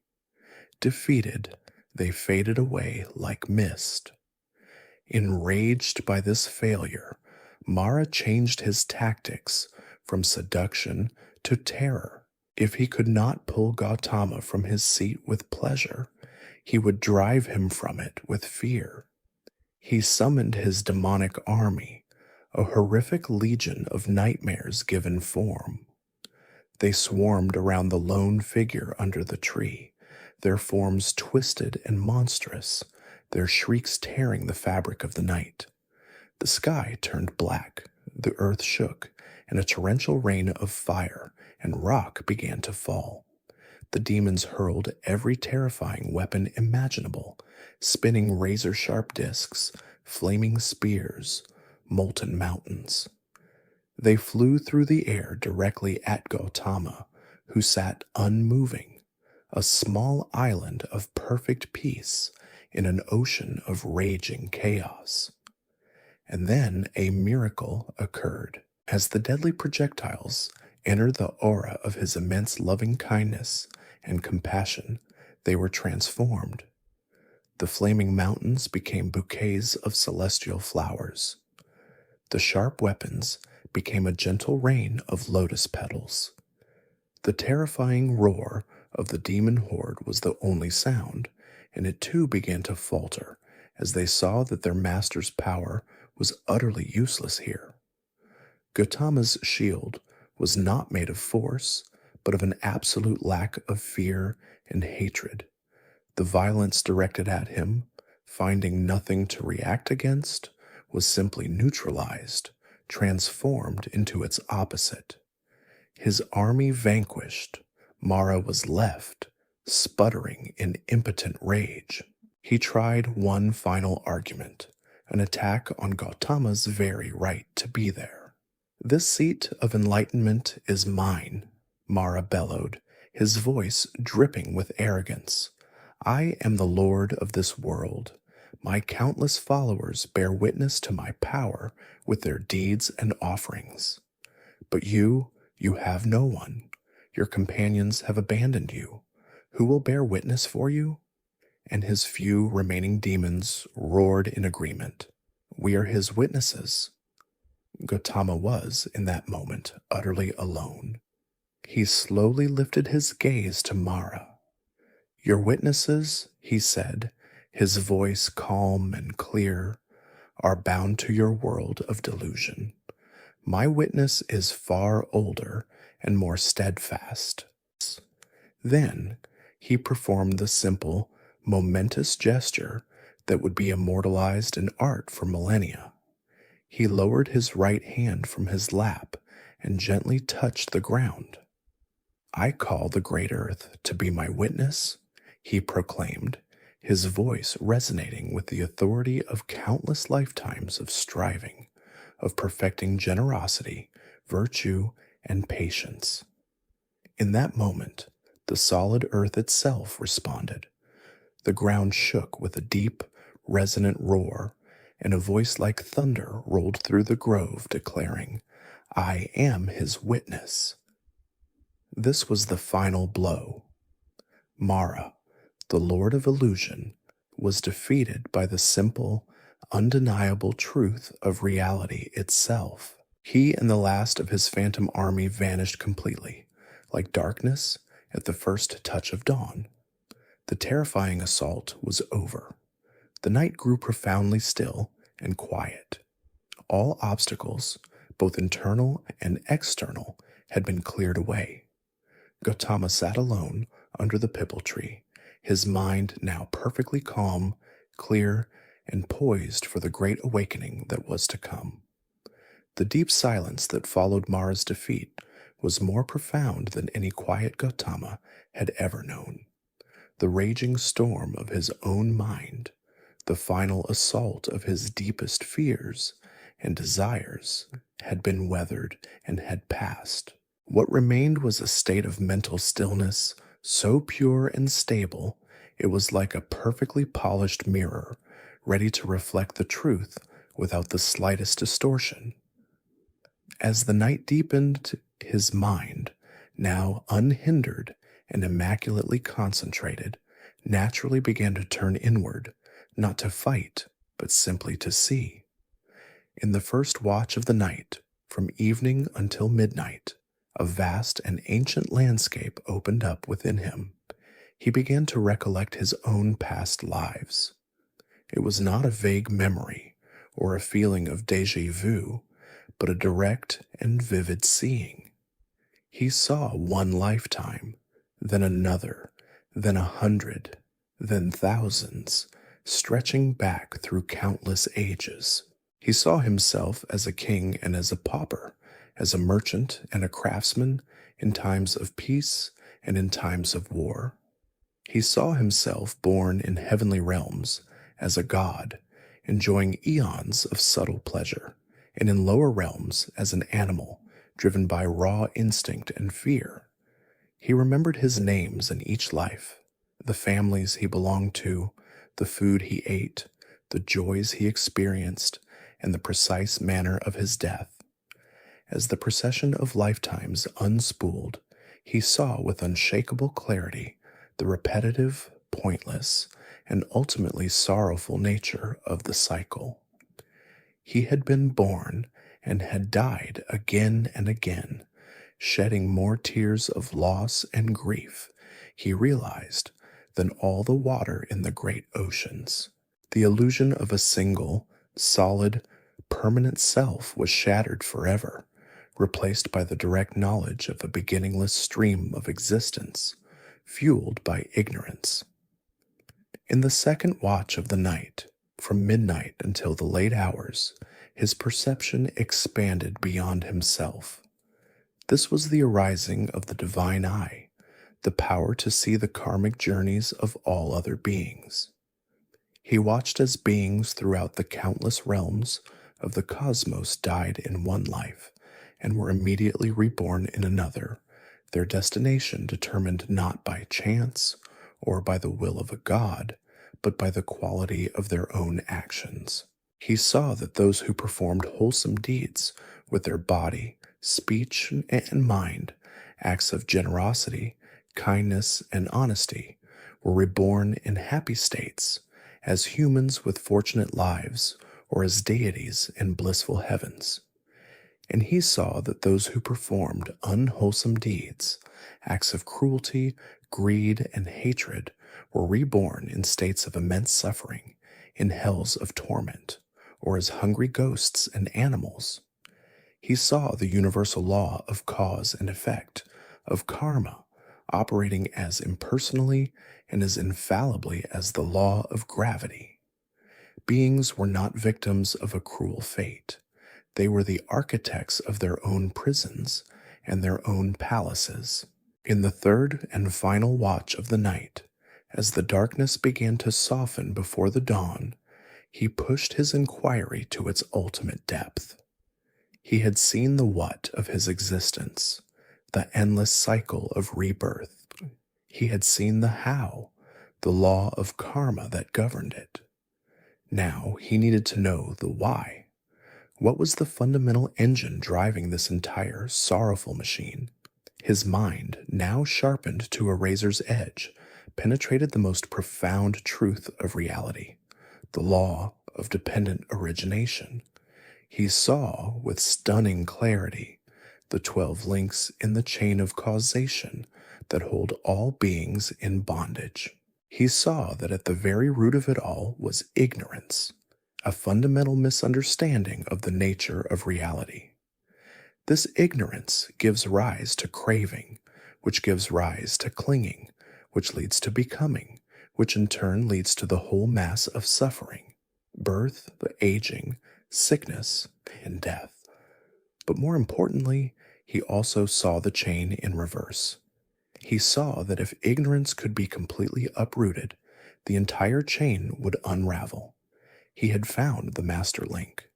He had found the precise mechanism of bondage, and in the same instant, he had found the key to total liberation. As the morning star, Venus, glittered on the eastern horizon, the final subtle veils of ignorance dissolved from his mind. In that silent, luminous moment, he awakened. The process was complete. He was no longer a bodhisattva, a seeker striving for a goal. He had arrived. He was the Buddha, the awakened one. A verse of victory, the ancient texts say, arose in his heart. Seeking but not finding the house builder, I traveled through the round of countless births. O house builder, you have now been seen. You shall not build a house again. All your rafters are broken. Your ridgepole is shattered. The mind has reached the unconditioned. Achieved is the end of all craving. The sun began to rise on a world that was outwardly unchanged. But for the man sitting under the tree, everything was fundamentally and irrevocably new. The great burning question of his life had been answered, and he was finally, perfectly at peace. For 7 weeks following his awakening, The newly enlightened Buddha remained in the vicinity of the great pipal tree, which would from that day forward be known as the Bodhi tree, the tree of awakening. This was not a time of inaction, but of deep and silent absorption, a period of savoring the profound peace he had won after aeons of struggle. He sat for a week in uninterrupted meditation, experiencing the sheer bliss of liberation. He spent another week standing at a distance, gazing at the tree with an unblinking look of profound gratitude for the shelter it had provided during his final battle. He paced a jeweled walkway that the gods, it is said, created for him in the air, his mind effortlessly contemplating the intricate details of the profound truth he had realized. The world of striving and seeking was over. He was dwelling in the sublime peace of the goal itself, his mind resting in the unconditioned, far beyond the reach of all worldly turmoil. After this period of blissful absorption, his awareness began to turn outward once more, toward the world of unenlightened beings he had left behind. And as he considered the depth and subtlety of the Dharma he had discovered, a profound hesitation arose within him. The truth he had realized was not a simple set of rules or a comforting belief. It was deep, subtle, and ran directly counter to the powerful currents of ordinary human life. He reflected, "This truth I have found is profound, hard to see, hard to understand. It is peaceful and sublime, beyond the sphere of mere logic. But this generation of people delights in attachment, is excited by attachment, is made joyful by attachment. For them, a teaching based on renunciation, on the stilling of all formations, on the relinquishing of all acquisitions, on the destruction of craving, it will be impossible for them to see. It is a teaching that goes against the stream." He considered the futility of the effort. If he were to teach, and others did not understand him, it would be a weariness and a vexation for him, and nothing more. The man who had conquered Mara's army and touched the earth as his witness was now inclined to remain silent, to live out the remainder of his life as a solitary sage, enjoying the peace he had so arduously earned. In the heavenly realms, this hesitation sent a wave of alarm. The great deity Brahma Sahampati, looking down upon the world, saw the Buddha's reluctance and thought with dread, "The world is truly lost. The world is undone. The one who has found the path to liberation is inclining toward inaction rather than teaching." He knew he had to intervene. Instantly, he vanished from his celestial palace and reappeared on the earth before the silent Buddha. The radiant, powerful God knelt on one knee, a gesture of supreme reverence, and made a heartfelt appeal. "Lord," Brahma pleaded, his voice filled with urgency, "let the Blessed One teach the Dharma. There are beings with but little dust in their eyes who are wasting away through not hearing the teaching. They will be the ones who can understand." He then offered a beautiful and now famous analogy. Just as in a pond of blue or red or white lotuses, some lotuses are born in the water, grow up in the water, and do not rise above the surface. They are nurtured within.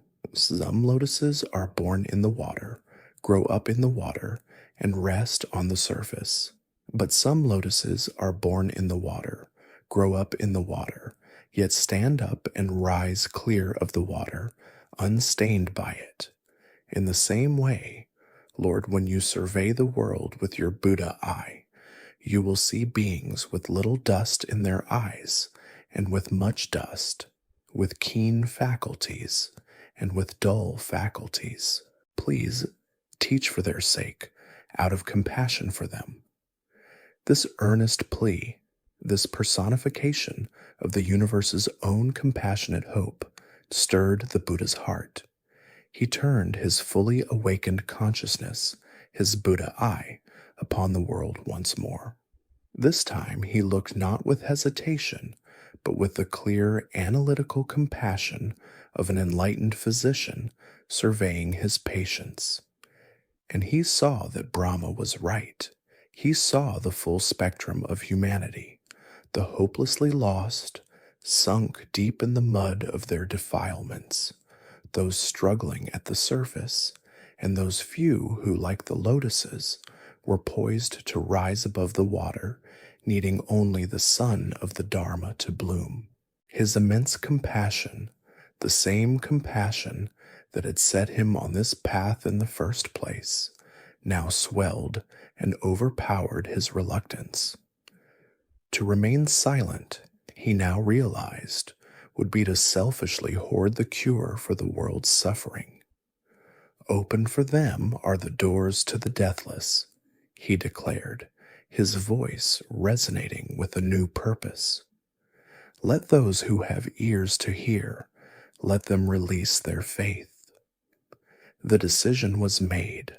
The period of silent contemplation was over. A new question now arose in his mind, the first practical question of his new mission. To whom shall I teach this Dharma first? Who will be able to understand it quickly? The momentous decision to teach having been made, the Buddha's mind turned to the practical matter of finding his first student. He needed someone whose mind was already refined, someone with little dust in their eyes, who could quickly grasp the profound and subtle truth he had realized.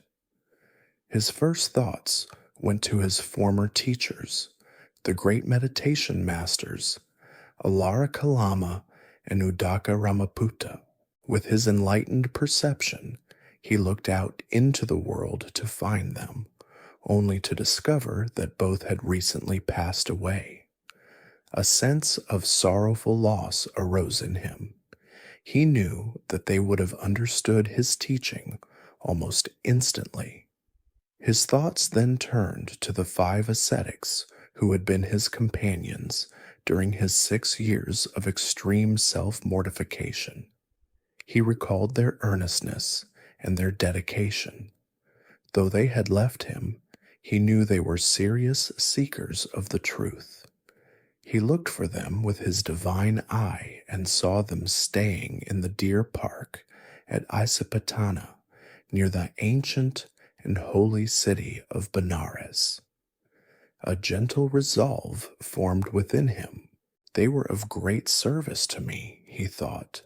They attended to me during my struggle.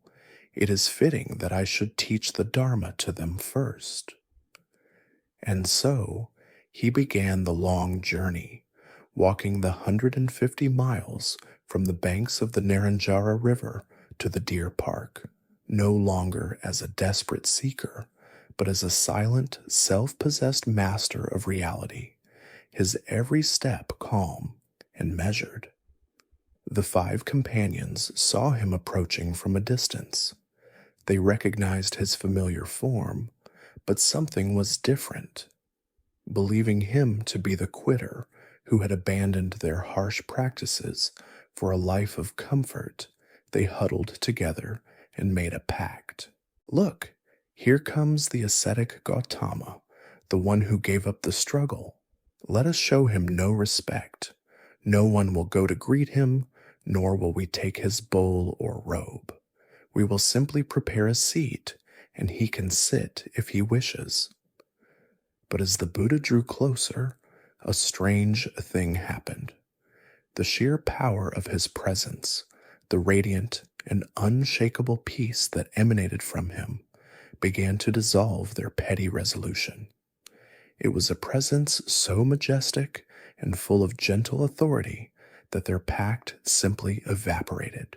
Before they even realized what they were doing, one had risen to take his bowl and robe, another was preparing the seat they had begrudgingly planned, and a third was bringing water to wash the dust from his feet. Their worldly pride was effortlessly dismantled by the simple reality of who he now was. Even so, a kernel of their old skepticism remained. They addressed him not as a master, but as an equal, calling him friend Gautama. The Buddha gently corrected them. "Do not, O monks, address me by my given name, or as a friend," he said, his voice quiet but firm. "The Tathagata is an arahant, a perfectly and completely awakened one. Give ear, for the deathless has been found. I will now teach you the Dharma, which I have discovered." They were still doubtful. "But friend Gautama," Kondanya argued, "even when you were practicing the most extreme austerities, you did not attain this state. How can it be that now, having given up the struggle and returned to a life of abundance, you have found the ultimate truth?" The Buddha calmly met their gaze. "Monks, the Tathagata has not returned to a life of abundance. He has given up both extremes. The path of seeking happiness through sensual pleasure is lowly, vulgar, and unprofitable. The path of seeking happiness through self-torture is painful, ignoble, and also unprofitable. I have abandoned both these extremes and have discovered a middle way."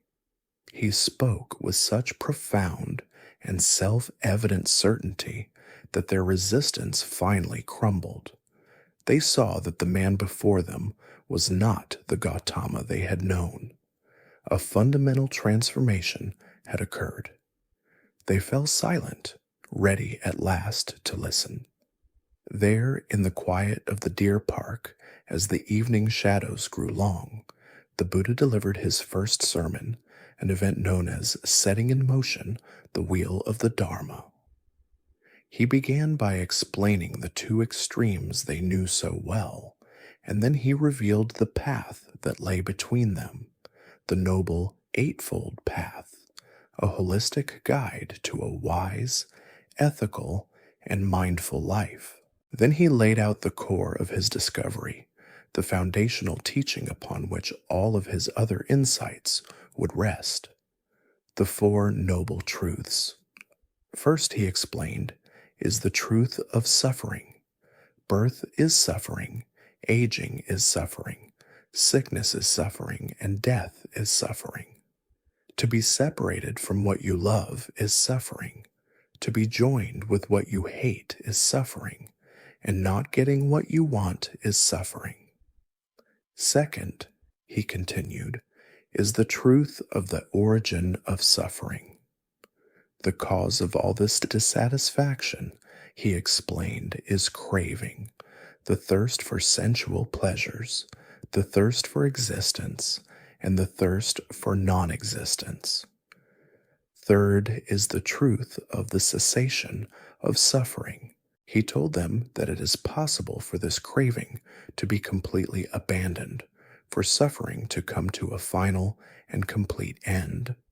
And fourth, he concluded, is the truth of the path that leads to this cessation, the very middle way he had discovered, the Noble Eightfold Path. As he spoke these simple, profound truths, the mind of the eldest ascetic, Kondanya, was completely transformed. It was as if a light had been switched on in a dark room. The dustless, stainless eye of the Dharma arose within him, and he saw with perfect, unshakable clarity the fundamental principle of existence, that whatever has the nature to arise also has the nature to cease. He had attained the first stage of enlightenment. Seeing this profound shift occur in his old friend, a joyful cry arose from the Buddha's lips. "Anyasi vatabho Kondanyo," he exclaimed. "Kondanya has understood. Kondanya has understood." The wheel of truth had been set in motion. The message had been delivered, and it had been received. The Buddha's joyful exclamation, Kundanya has understood, echoed in the quiet deer park, not as a cry of personal pride, but as a profound confirmation that the path he had discovered was not a private, incommunicable truth. It could be taught, it could be walked, and it could be realized by others. Inspired by Kundanya's radiant transformation, the other four ascetics, Vapa, Bhadya, Mahanama, and Asaji, now looked upon the Buddha with complete and utter faith. The last remnants of their doubt had been washed away. Kundanya, his mind now clear with the first light of liberating wisdom, bowed at the Buddha's feet and made a formal request. Lord, may I receive the going forth from you. May I receive the full admission. With this simple plea, the stage was set for the founding of an institution that would endure for millennia. The Buddha looked upon his first disciple and gave the first simple ordination. He did not perform a complex ritual or demand an elaborate vow. He simply said, Ehi bhikkhu, which means come, monk. The Dharma is well proclaimed. Live the holy life for the complete ending of suffering. At that moment, the Buddhist monastic order, the Sangha, was born. Over the next few days, the Buddha gave further, more personal instruction to the remaining four men. He patiently guided them, answering their questions and directing their minds toward the truths he had laid out in his first sermon. One by one, as they listened and reflected, each of them had their own breakthrough. The dustless, stainless eye of the Dharma arose in them, and they too saw that everything that comes into being is destined to pass away. Each in turn asked for ordination, and each in turn was welcomed into the fledgling community as a monk. But the Buddha's teaching was not finished. He gathered the five, who were now his formal disciples, and delivered another profound discourse, this one on the nature of not-self, anatta. He guided them to look closely at their own experience, at what they thought of as their self. He had them examine their physical bodies, their feelings, their perceptions, their thoughts, and their consciousness. Is your body permanent or impermanent? He asked. Impermanent, Lord, they replied. And is that which is impermanent a cause for suffering or for happiness? For suffering, Lord. And is it fitting, the Buddha concluded, to regard that which is impermanent and a cause of suffering as this is mine, this I am, this is myself? Certainly not, Lord. He led them through this analysis for all the components of their being, as they saw with direct, unshakable insight that there was no permanent, unchanging I or me to be found anywhere in their experience. The final subtle layers of clinging fell away from their minds. They were not just stream enterers anymore. Their minds were completely freed from all defilements. They had become arahants, fully enlightened beings, just as their teacher was. The world, which for countless ages had held only one Buddha, now held 6. With this core group of perfected ones, the Buddha's mission could truly begin. He assembled the 5 arahants and gave them their first charge, a directive that would launch one of the world's great spiritual movements. Go forth, O monks, he said, his voice imbued with a quiet, compassionate authority. On your journey for the good of the many, for the happiness of the many, out of compassion for the world, for the welfare, the good, and the happiness of gods and men. Let not two of you go in the same direction. Teach the Dharma, which is glorious in the beginning, glorious in the middle, and glorious in the end. He was empowering them, sending them out as emissaries of the truth to share the path they had walked themselves. The formation of this small community necessitated a structure, a way of life that would be conducive to the practice and an inspiration to others. This was the beginning of the Vinaya, the code of monastic conduct. It was not a rigid set of laws delivered all at once, but a body of guidelines that grew organically over years and decades. When an issue arose, a monk acted greedily, or spoke harshly, or became entangled in a worldly affair, the Buddha would establish a rule to prevent its recurrence. The aim was simple: to create a community of minimal friction, of harmlessness, and of beautiful conduct, a society whose simplicity and peace would be a living testament to the Dharma. This community, the Sangha, along with the teacher, the Buddha, and the teaching, the Dharma, would become known as the Triple Gem, the three pillars in which his followers would take refuge for all the centuries to come. The single spark of awakening that had flared into life under the Bodhi tree had now become 6 distinct flames, ready to be carried out into the world. The Buddha watched as his 5 disciples paid their respects and set out in 5 different directions, their patched robes and begging bowls their only possessions, their hearts filled with an unshakable peace and a mission to share it.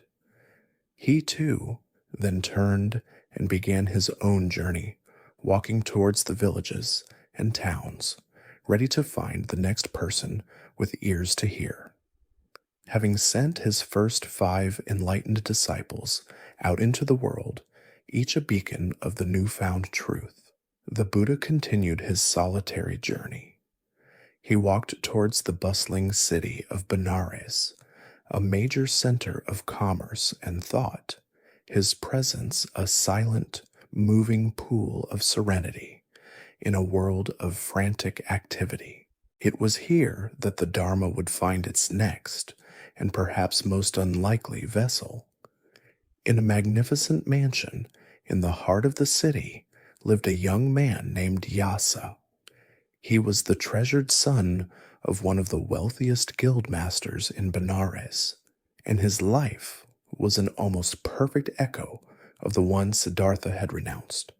He lived in a cocoon of absolute luxury, surrounded day and night by every imaginable pleasure. Music, fine food, fragrant oils, and the company of beautiful attendants were the constant textures of his existence. He knew nothing of want, nothing of hardship, and his world was engineered to be a seamless fantasy of sensual delight. One night, after a long evening of music, drinking, and entertainment, Yasa awoke in the late hours. The torches had burned low, casting long, flickering shadows across the grand hall. A few hours before, it had been a scene of vibrant, joyful revelry. Now it was a tableau of grotesque slumber. The female musicians and dancers who had been so graceful and alluring were sprawled across cushions and on the floor, their elegant robes in disarray. One was snoring loudly, another was muttering in her sleep, a thin line of drool trickling from the corner of her open mouth. Their lutes and harps lay abandoned on the floor, silent and neglected. The cloying scent of stale wine and sweat hung in the air.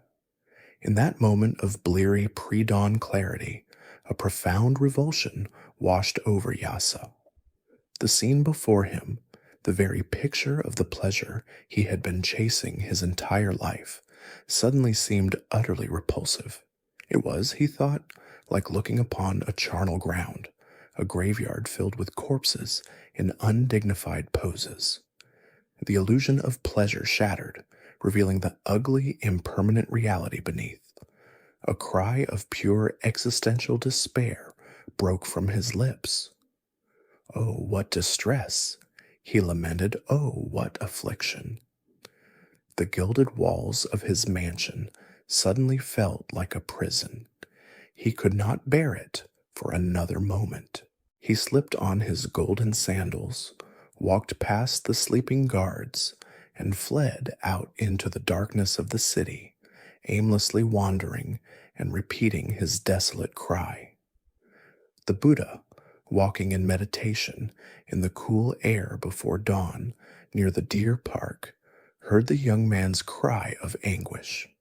He recognized it not as the complaint of a spoiled child, but as the sound of a mind that was ripe for the truth, a mind that had seen through the world's empty promises. As Yasa approached, the Buddha called out to him, his voice calm and deeply reassuring. "Here there is no distress, Yasa," he said. "Here there is no affliction. Come, sit down. I will teach you the Dharma." Drawn by the voice, Yasa felt a wave of relief. He took off his golden sandals, a symbolic shedding of his worldly status, set them aside, and approached the serene figure seated under a tree. Seeing that the young man's mind was agitated but open, the Buddha did not immediately teach him the deepest truths. Instead, he began with a graduated discourse, speaking first of things Yasa could easily understand: the joy of generosity, the peace that comes from living an ethical life, and the rewards of wholesome actions. This gentle talk calmed Yasa's mind and filled him with a sense of hope. Then, seeing he was ready, the Buddha shifted his teaching, speaking of the inherent drawbacks of sensual pleasure, the very truth Yasa had just so viscerally discovered for himself, and of the freedom that comes from renunciation.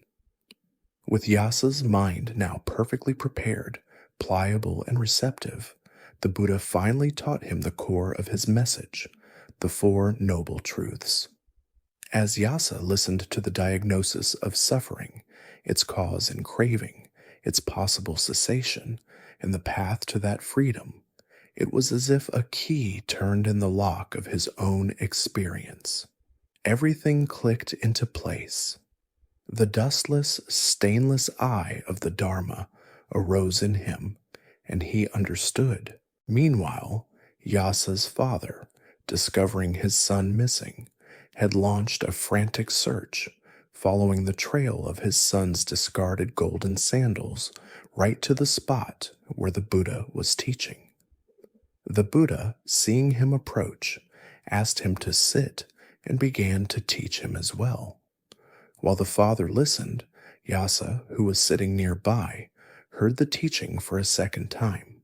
This deeper hearing was enough to sever the final, subtle bonds of his mind. He became a fully enlightened arahant. His father, too, understood the teaching and became the Buddha's first male lay disciple. The Sangha was now growing rapidly. Yasa was ordained as a monk, and when his four closest friends, all sons of prominent wealthy families, came to find him, they too were so impressed by his transformation that they listened to the Buddha, became arahants, and joined the order. Soon, another 50 of their friends followed, and the community of enlightened monks swelled to more than 60, its influence now reaching into the very heart of the city's powerful merchant class. The Buddha spent the first rainy season retreat after his enlightenment near Benares, consolidating the new community and instructing the 60 arahants who now formed its core. As the months passed, news of the Shakya prince, who had become a great awakened teacher, began to spread, carried along the trade routes by merchants and pilgrims. Eventually, these stories reached the palace of Kapilavastu, in the ears of his aging father, King Shuddhodana. The king was caught in a painful paradox, filled with pride at his son's spiritual majesty, but also with the deep, personal grief of a father who had lost his heir and had not seen his child in 7 long years. He longed to see him one last time. He sent a trusted minister with a retinue of 1,000 men to find the Buddha and invite him home. The delegation found him teaching in a grove. They stood and listened, and such was the power of the Dharma that the minister and all 1,000 of his men had a profound awakening, becoming arahants themselves. They were ordained as monks, and their minds now completely absorbed in the bliss of liberation, they utterly forgot the king's message. The king, receiving no word, sent another delegation, and then another. 9 times he sent 1,000 men, and 9 times the result was the same. They would arrive, listen, attain enlightenment, and join the Sangha, their worldly mission abandoned for a spiritual one. Finally, in desperation, the king summoned Kaludais, a man who had been born on the same day as Siddhartha and had been his closest childhood friend. The king made him promise that no matter what, he would deliver the invitation. Kaludai agreed. He, too, journeyed to the Buddha, listened to the Dharma, and became an arahant. But bound by his solemn promise, he did not forget his task. He waited for the spring, when the weather was perfect for travel, and then approached the Buddha.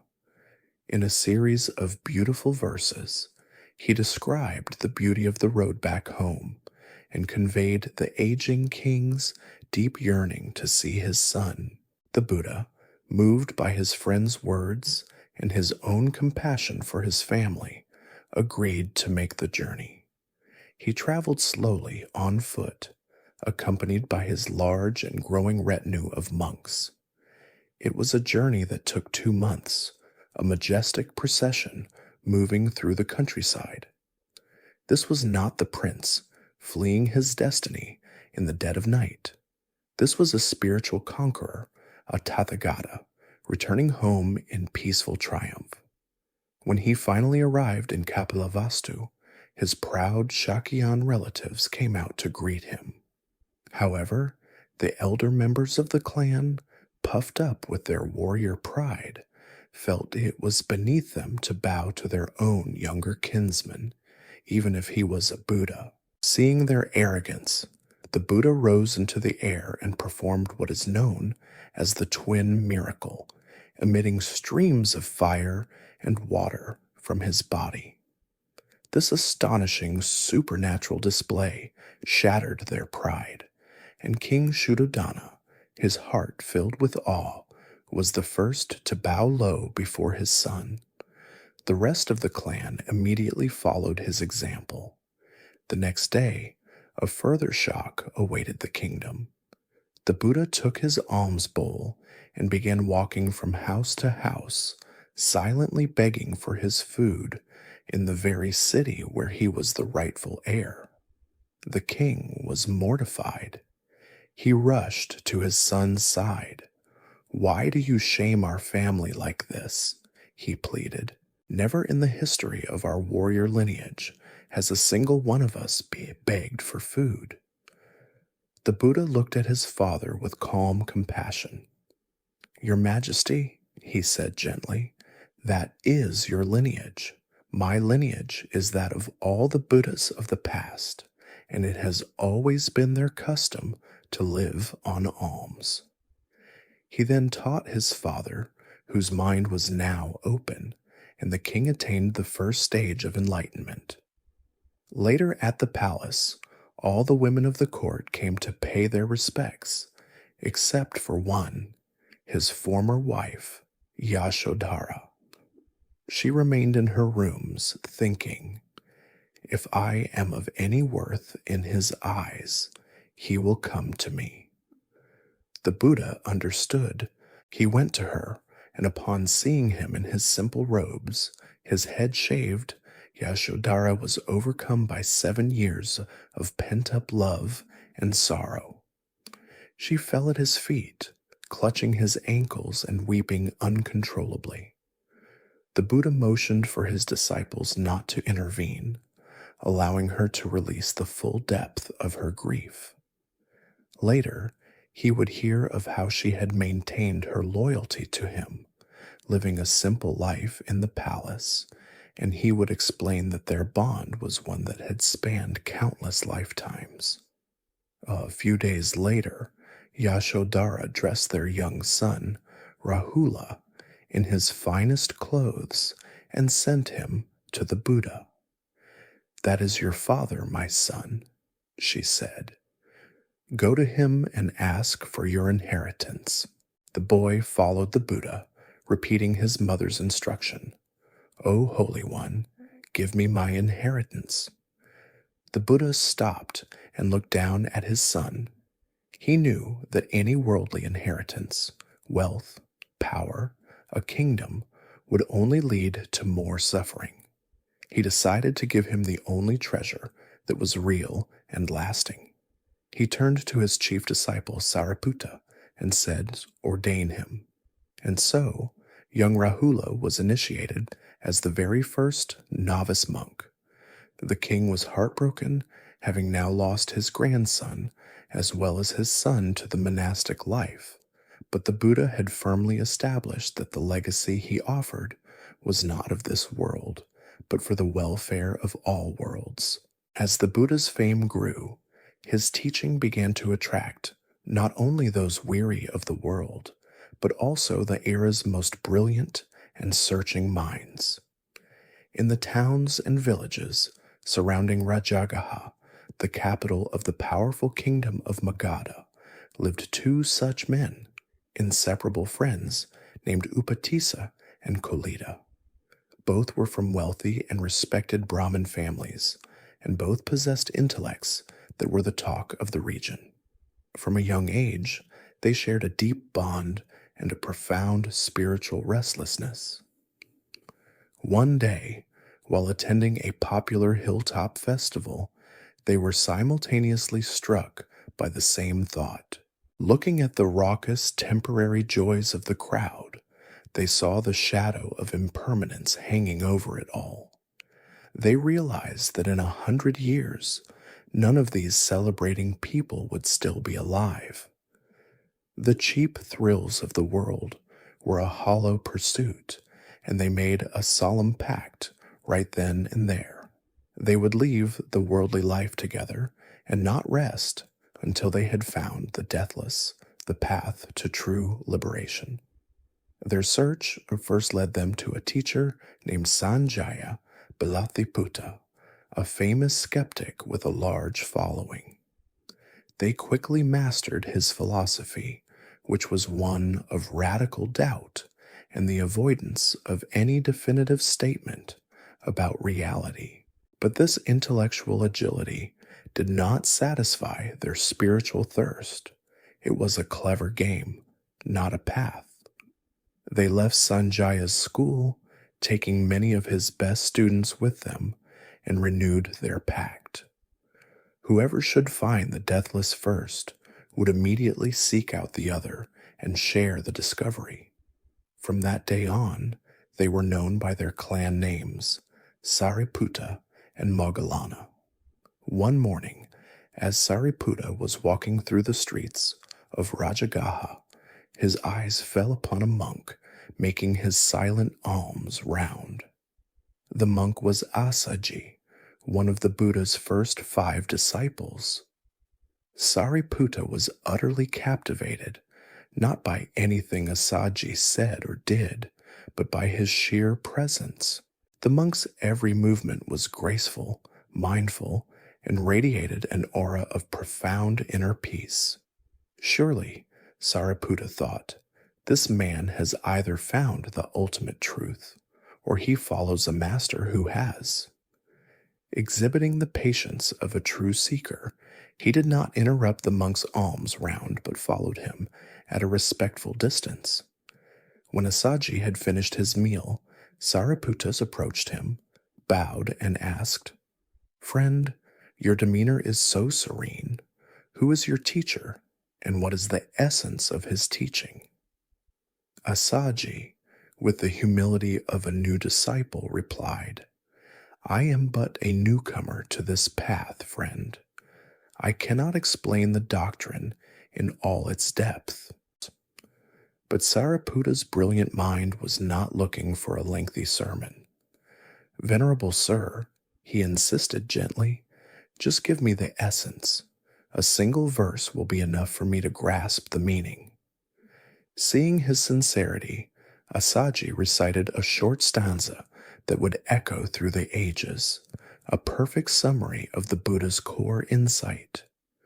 Of all things that arise from a cause, the Tathagata has told the cause, and also how they cease to be. This is the doctrine of the great ascetic. As the words entered Sariputta's ear, his razor-sharp intellect grasped the entire chain of dependent origination in a flash. He saw the nature of causality, the arising and ceasing of all phenomena. In that single instant, the dustless, stainless eye of the Dharma arose in him, and he attained the first stage of enlightenment. He had found it. Overjoyed, he rushed to find his friend. Moggallana saw him approaching and was struck by the change. "Sariputta, my friend, your face is so clear, so radiant. Can it be that you have found the deathless?"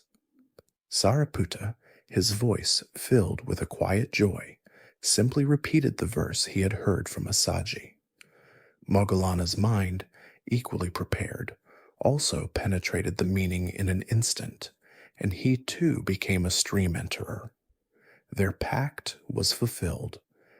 Their first thought was to return to their 250 followers and share the good news.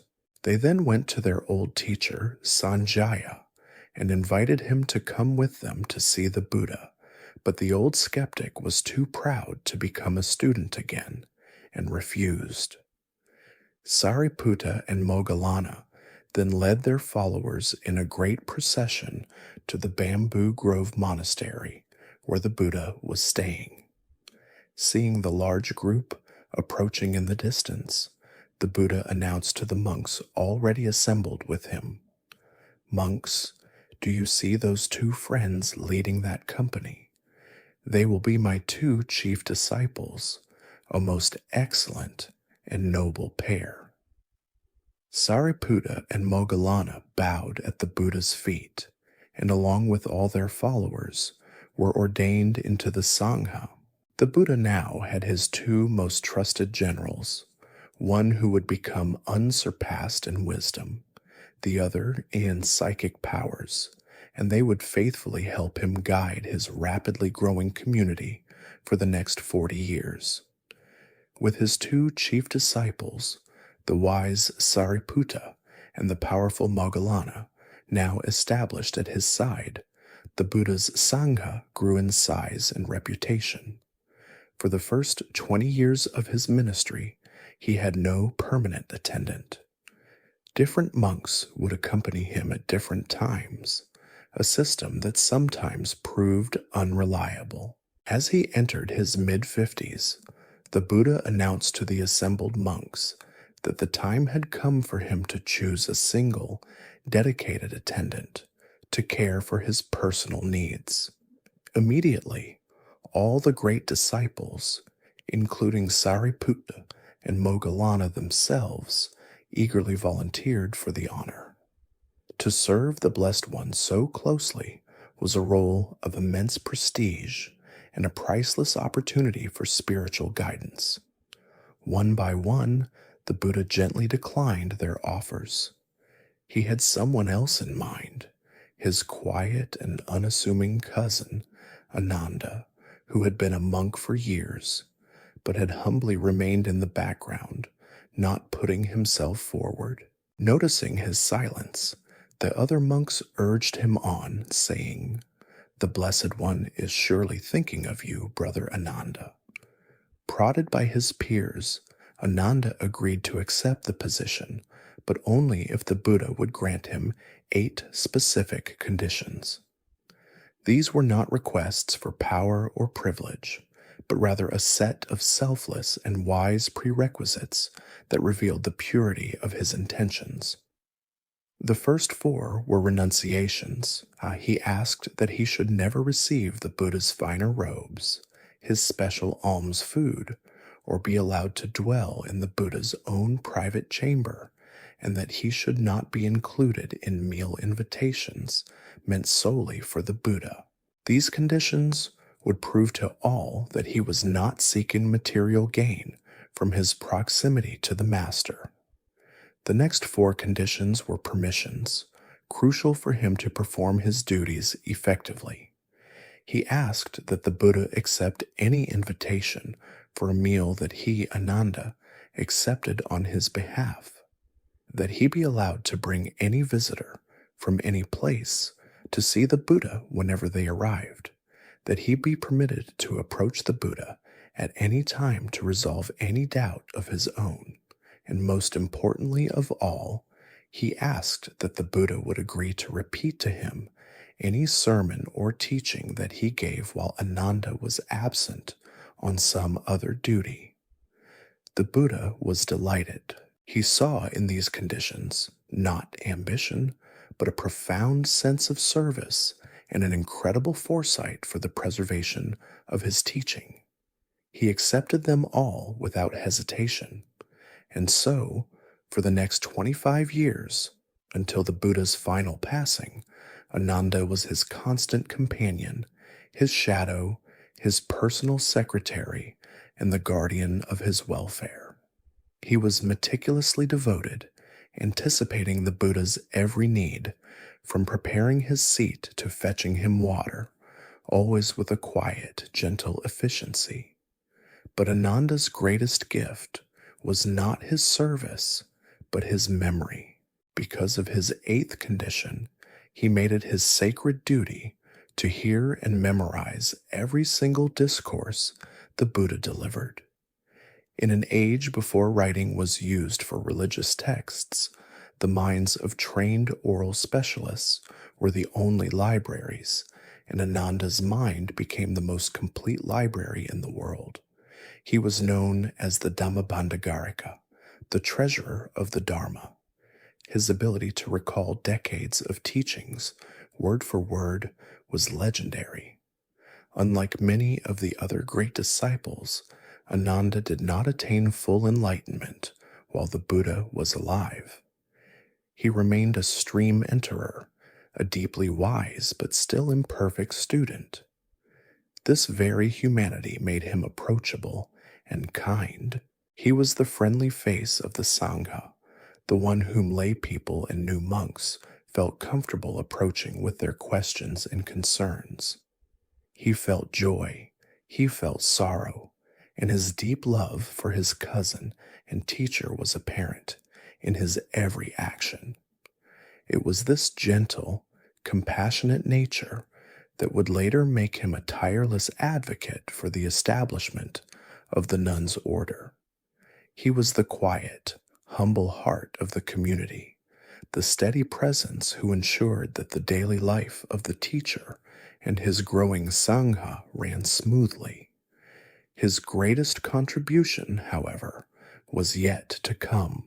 His selfless service as an attendant was in reality a preparation for his ultimate role, to be the living vessel that would carry the priceless words of his master across the ocean of time.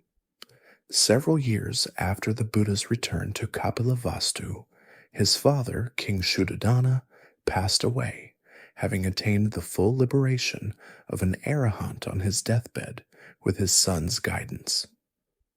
This event marked a turning point for the Buddha's aunt and foster mother, Mahapajapati Gautama. Having raised Siddhartha as her own after Queen Maya's death, her life had been one of royal duty. Now, with her husband gone and her duties fulfilled, a powerful desire for the spiritual life, the same path her son had taken, arose within her. She approached the Buddha, accompanied by 500 other Shakya noblewomen, many of them the wives and mothers of the men who had already left home to become monks. With deep respect, she bowed and made her request. It would be good, Lord, if women could be allowed to go forth from the household life into homelessness in the Dharma and discipline proclaimed by the Tathagata. She was asking to become a nun, to create a female monastic order. The Buddha's response was immediate, unexpected, and stark. Enough, Gautama, he said. Do not be pleased with the idea of women going forth. Stunned but undeterred, she repeated her request a second time and then a third. Each time, the Buddha gave the same flat refusal, offering no further explanation. With heavy hearts, Mahapajapat and the other women paid their respects and departed, but their resolve was not broken. In a display of determination that was nothing short of radical for their time, Mahapajapat and her 500 followers decided to take the first steps of renunciation themselves. They shaved their own heads, cast off their fine silk saris and precious jewelry, and donned the simple yellow robes of an ascetic. Then they set out from Kapilavastu to follow the Buddha on foot. These were high-born ladies, accustomed to being carried in palanquins. The journey was arduous. They walked for hundreds of miles, their feet becoming swollen, cut, and blistered, their bodies coated in the dust of the road. They finally caught up with the Buddha at the town of Vesali. His attendant, the ever-compassionate Ananda, was the first to find them. He came across the group of women standing outside the monastery gates, weeping, their feet bleeding, their bodies trembling with exhaustion. Ananda was shocked and deeply moved by their plight. He asked Mahapajapat why they were in this state. She explained that the Buddha had refused their request for ordination, and so they had undertaken this journey to prove their sincerity. Ananda, his heart filled with pity and admiration for their courage, promised to intercede on their behalf. He went to the Buddha, his expression troubled. First, he approached the matter with a calm and logical question. Venerable Lord, he asked, are women capable of realizing the fruits of the holy life? Are they capable of attaining the stages of enlightenment, even up to and including arahantship? The Buddha, bound by the truth of his own discovery, could only give one answer. They are capable, Ananda. Having secured this crucial admission, Ananda pressed his advantage, now making a direct emotional appeal. Lord, if women are indeed capable of attaining enlightenment, then please consider Mahapajapat Gautama. She has been of great service to you. She is your aunt, your foster mother, the one who raised you. When your own mother passed away, it was she who nursed you and gave you milk. Lord, it would be good if women could be allowed to go forth. Moved by Ananda's heartfelt plea and the undeniable sincerity of the women, the Buddha finally relented. However, his consent came with a caveat that has been the subject of debate for centuries.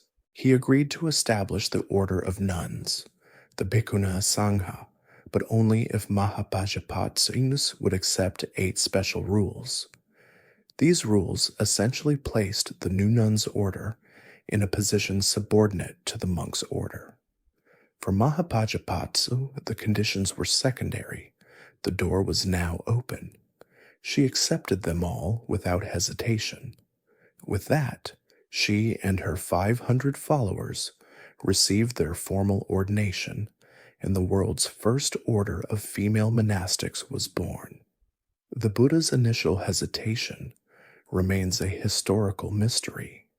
Some say it was a pragmatic concern for the safety of women wanderers in ancient India and for the reputation of his fledgling community. Others suggest the rules may have been a later addition by a more patriarchal generation of monks. Regardless of the reasons, the act itself was revolutionary. In a society where a woman's role was almost exclusively domestic, the Buddha created a formal institution that recognized their equal spiritual potential and provided a direct path for them to pursue the ultimate goal of liberation, transforming his worldly family into a true family of the Dharma. For decades, the Buddha's Sangha grew, becoming a great and respected institution, a spiritual refuge for people from every walk of life. But as with any large community, its success brought with it the seeds of internal challenges. The greatest of these challenges arose not from an external enemy, but from within the Buddha's own family, in the form of his ambitious and deeply jealous cousin, Devadatta. Devadatta had joined the order, along with his brother Ananda and other Shakya nobles. For many years, he was a disciplined and diligent monk, even developing a degree of psychic power through his intense meditation. But these abilities, unguided by true wisdom, became a poison, fueling his ego rather than diminishing it. As the Buddha advanced in age, Devadatta began to see himself as the rightful successor. He was, after all, the Buddha's cousin, and he grew intensely envious of the reverence shown to the chief disciples, Sariputta and Moggallana. Feeling his moment had come, Devadatta made his move. He first secured a powerful patron, using his psychic abilities to dazzle and win the devotion of Prince Ajatasattu, the ambitious and volatile heir to the throne of Magadha. With the backing of royalty, he approached the Buddha in the midst of a large assembly of monks. After offering praise, he made his audacious proposal. "The Blessed One is now old and aged. Let the Blessed One now rest. I will lead the Sangha." The Buddha's rebuke was swift, public, and devastating. He declared that he would not hand over the leadership even to his most trusted disciples, let alone to Devadatta, whom he called a vomiter of spittle. This public humiliation in front of the entire community extinguished any remaining loyalty in Devadatta's heart and ignited a burning, vengeful hatred. If he could not take over the Sangha, he would split it. He devised a cunning plan, positioning himself as a reformer, advocating for a purer, more rigorous form of practice. He proposed 5 new, extremely strict rules, demanding that all monks, for their entire lives, must live only in the forest, eat only food collected on alms rounds, wear only robes made from discarded rags, live only at the foot of a tree, and completely abstain from eating fish or meat. He presented these rules to the Buddha, who rejected them, explaining that his path was a middle way, and while such practices were admirable for those who chose them, they should not be compulsory for all. Devadatta seized on this, twisting the Buddha's compassionate flexibility into a sign of laxity. He went among the younger, less experienced monks and convinced 500 of them that he was the true follower of the ascetic path and the Buddha had grown soft. He led them away, creating the first and only major schism in the community during the Buddha's lifetime. His heart now thoroughly corrupted by hatred, Devadatta's schemes escalated from schism to murder. First, he hired a band of assassins, but when they approached the Buddha, they were so overcome by his aura of peace that they dropped their weapons and confessed their plot. Undeterred, Devadatta decided to do the deed himself. As the Buddha was walking on a path at the foot of Vulture's Peak, his cousin climbed the mountain above and rolled a massive boulder down upon him. The boulder was miraculously caught between two crags, but a small sharp splinter broke off and flew through the air, striking the Buddha's foot and drawing blood, a heinous act of violence against a fully awakened being. His most infamous attempt came soon after. Having conspired with the royal elephant keepers, Devadatta arranged for Nalagiri, a notoriously savage war elephant, to be maddened with alcohol and released onto the narrow lane where the Buddha was walking for alms. The elephant charged, trumpeting with rage, and the townspeople fled in terror. The Buddha's loyal attendant, Ananda, in a brave act of love, stepped directly in front of the Buddha to shield him. The Buddha gently ordered him to step aside. He then faced the raging animal and projected a powerful, invisible wave of pure, unconditional loving kindness. The effect was instantaneous. The elephant, its murderous rage completely subdued by this immense compassion, slowed its charge, stopped, and knelt peacefully, allowing the Buddha to gently stroke its forehead. Devadatta's betrayal was now complete, and his failure absolute. Sariputta and Moggallana later visited his splinter group and through their wise teaching convinced all 500 misguided monks to return to the Buddha. Isolated, disgraced, and his karmic debt unimaginably heavy, Devadatta's story became the ultimate cautionary tale within the Sangha, a tragic testament to how the poison of ambition and ego can corrupt a spiritual path, and how the greatest demons one must face can sometimes wear a familiar and friendly face. Despite the dark and dangerous drama of Devadatta's betrayal, the great quiet river of the Buddha's mission flowed on undisturbed. Such moments of conflict were but small eddies in a current that would span 45 years. After the first rainy season, having sent his enlightened disciples out, the Buddha established a rhythm that would define his long ministry, a life balanced between periods of stillness and periods of wandering, all dedicated to the single purpose of teaching the path to liberation. The year was divided by the Indian climate. For the 3 months of the monsoon, the Vasa or rain's retreat, travel became nearly impossible. The roads turned to mud, rivers swelled, and to walk through the fields would be to trample the new rice shoots and the small creatures that thrived in the wet season. During this time, the Buddha and his community of monks and nuns would cease their wandering and settle in one place. These retreats, often held in monasteries donated by wealthy and devout patrons like the merchant Anathapindika or King Bimbisara, became the intensive training periods for the Sangha. Day after day, the monks and nuns would receive direct instruction, clarify their doubts, and deepen their meditation practice under the Master's guidance. For the other 9 months of the year, the Buddha was a wanderer. This was the time of Karika, a long, meandering teaching tour across the Gangetic plains of northern India.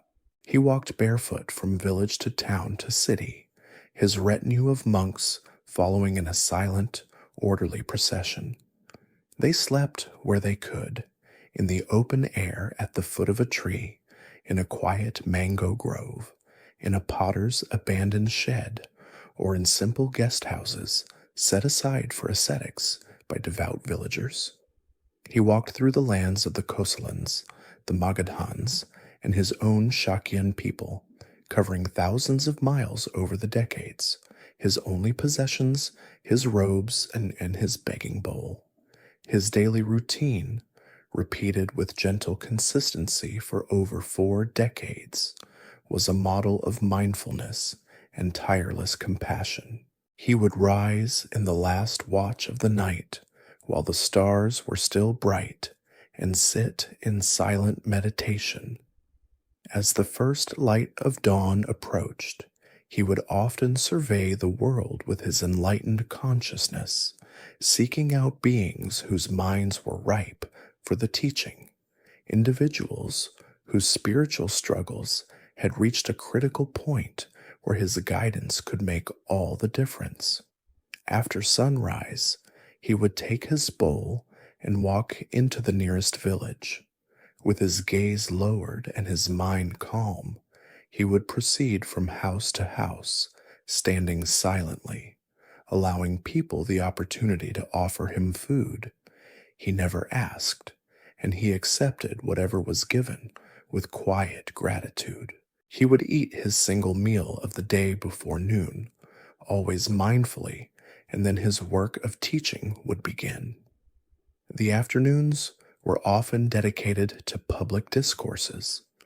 A crowd of villagers and townspeople would gather, and the Buddha, using simple language and practical similes drawn from their own lives, from farming, from weaving, from caring for cattle, would make his profound teachings accessible to all.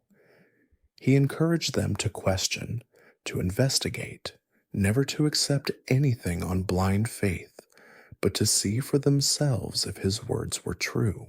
In the evening, he would often give more personal interviews to those who sought him out, offering tailored advice to kings, merchants, courtesans, and farmers with equal and undivided attention. The later hours of the night were reserved for instructing the monks and nuns, and the texts say, even celestial beings who would visit to hear his teachings before he would take his own brief rest, only to rise again in the pre-dawn stillness to begin the cycle anew.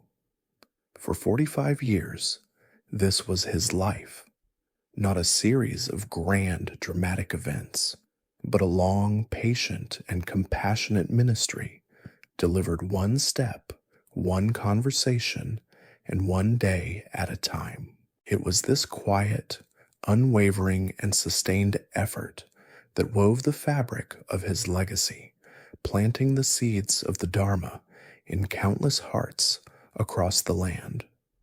For 45 years, the Buddha walked the dusty roads of the Gangetic Plains, a tireless teacher and a guide to all who sought him out. But the body he inhabited, like all compounded things, was subject to the universal law of impermanence.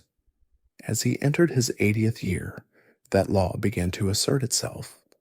His body, he said, was like an old cart, rickety and worn, held together with straps and repairs. During a rains retreat near the city of Vassali, he was struck by a severe illness, a painful bout of dysentery that brought him to the very brink of death. He endured it with perfect mindfulness, but the experience left him frail. His beloved attendant, Ananda, was deeply shaken. Seeing his master's vulnerability, he was overcome with the fear of losing him. After the Buddha had recovered, Ananda confessed his distress. This prompted the Buddha to make a final, solemn announcement to his community. He gathered the monks and told them that his time was now short.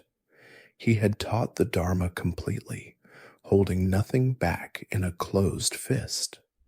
He had reached the end of his journey. In 3 months' time, he declared, he would pass away into his final nibbana, the state of ultimate peace from which there is no return. The scriptures tell a poignant and tragic story from that day. The Buddha mentioned to Ananda that a fully enlightened one, if requested at the proper moment, possessed the power to extend their lifespan for an entire world cycle. 3 times he offered this subtle hint, a doorway for Ananda to beg him to stay for the good of the world. But Ananda's mind, it is said, was clouded by Mara's influence, and he failed to grasp the significance of the opening. He did not make the request. Only after it was too late did he realize his devastating oversight and plead with the Buddha to remain, but the decision had been irrevocably made. The great teacher's time was set, and so the final journey began. The Buddha set out from Vesali, his destination the small remote town of Kusinara in the land of the Malas. He walked slowly, his strength failing, but his mind as clear and radiant as ever, turning his last journey into a final, mobile classroom for the monks who accompanied him. He knew their hearts were heavy with the thought of their impending loss, the feeling that they would soon be left adrift and leaderless. Seeing their anxiety, he paused frequently to give them his last and most crucial instructions. He taught them to become self-reliant, to not depend on any external authority, not even on him. Therefore, Ananda, he said, in what would become one of his most famous pronouncements, dwell as an island unto yourself, with yourself as your refuge, and no other refuge. Dwell with the Dharma as your island, with the Dharma as your refuge, and no other refuge. He was telling them that the true guide was not a person, but the truth itself, and the practice that reveals it within their own hearts. He gave them the tools to safeguard the teaching after he was gone, a method for verifying the authenticity of his words. If in the future a monk claimed to have heard a teaching from the Buddha, they were not to blindly accept or reject it. They were to carefully compare it to the discourses and the monastic code. If it matched, it could be accepted as the master's word. If it did not, it was to be discarded. He was establishing the Dharma itself as the final authority, ensuring his legacy would be one of wisdom, not of personality worship. Weakened by his illness and the long days of walking, he finally arrived with his followers at the outskirts of Kusinara. He was exhausted. The long 45-year mission of wandering was over. He had walked his last steps and taught his final lessons on the road. Now all that remained was to lie down one last time. Having reached the sal tree grove on the outskirts of Kusinara, the Buddha, now frail and exhausted, asked his faithful attendant Ananda to prepare a place for him to rest between 2 large twin trees. It was here that he was to receive his final meal, an offering from a local blacksmith or metalsmith named Kunda. Kunda, with great devotion, had prepared a special meal for the Buddha and his monks, which included a dish known as Sukaramadava, a term whose meaning is now lost, referring either to a pork dish or a type of mushroom or truffle. The Buddha, with his enlightened insight, perceived that the food was tainted and would be dangerously indigestible. To protect his monks, he gave a quiet, specific instruction to Kunda. "Serve the Sukaramadava to me alone," he said, "and serve the other dishes to the community of monks. And whatever is left over of the Sukaramadava, that you should bury in a hole, for I see no one in this world who could digest it safely." Kundas did as he was told. The Buddha ate the meal, and shortly afterward, he was struck by a final, violent recurrence of his illness, with sharp, piercing pains and a severe flow of blood. Even as his body was racked with agony, his mind was clear, and his first thought was one of compassion. He knew that Kunda would be consumed with guilt, fearing that he had poisoned the great teacher.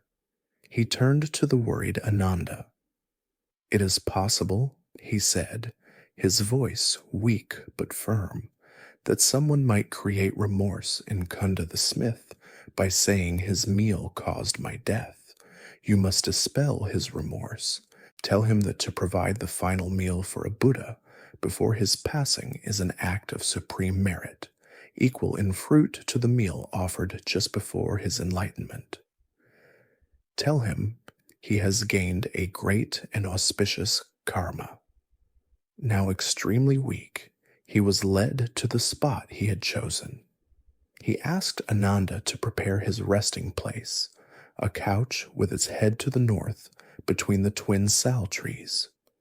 He then lay down on his right side in what is called the lion's posture, one foot resting on the other, remaining perfectly mindful and aware. As he lay down, the scriptures say, the two great trees, though it was not their season, burst into a riot of blossoms, which rained down upon his body, as if nature itself were paying its final homage.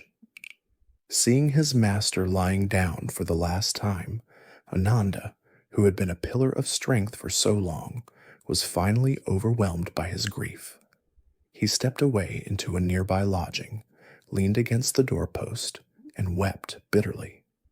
"Alas," he thought, "I am still only a learner, with my own work yet to do, and the master who had such compassion for me is about to pass away."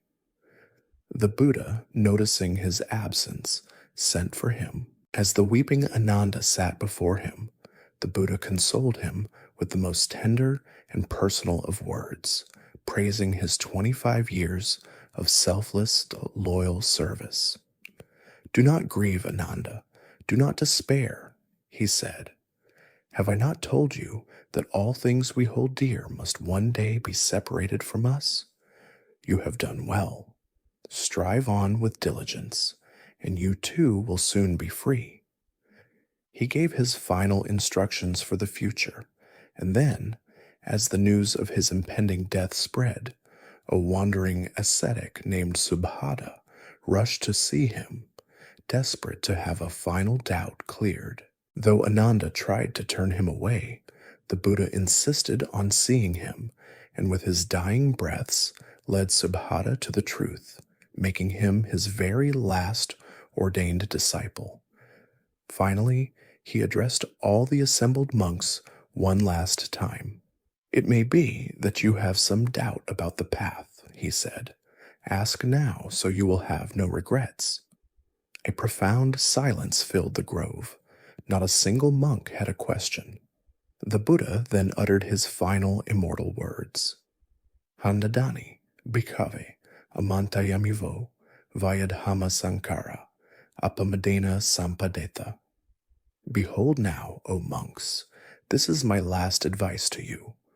All compounded things are subject to decay. Strive on with diligence. After this, he spoke no more. He entered into a deep sequence of meditative states, ascending and descending through the levels of sublime absorption, his mind withdrawing from the world.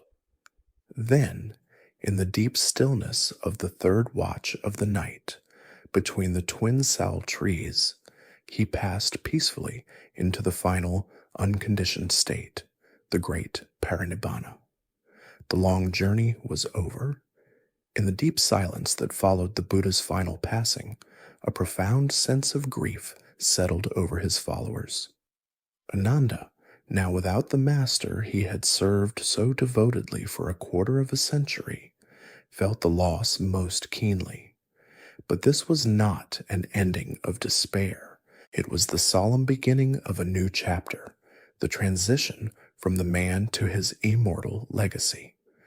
For 6 days, the Mala nobles of Kusinara paid their respects to the Buddha's silent form with flowers, music, and incense. On the 7th day, they prepared his funeral, following the instructions he had given for the rites of a great universal monarch.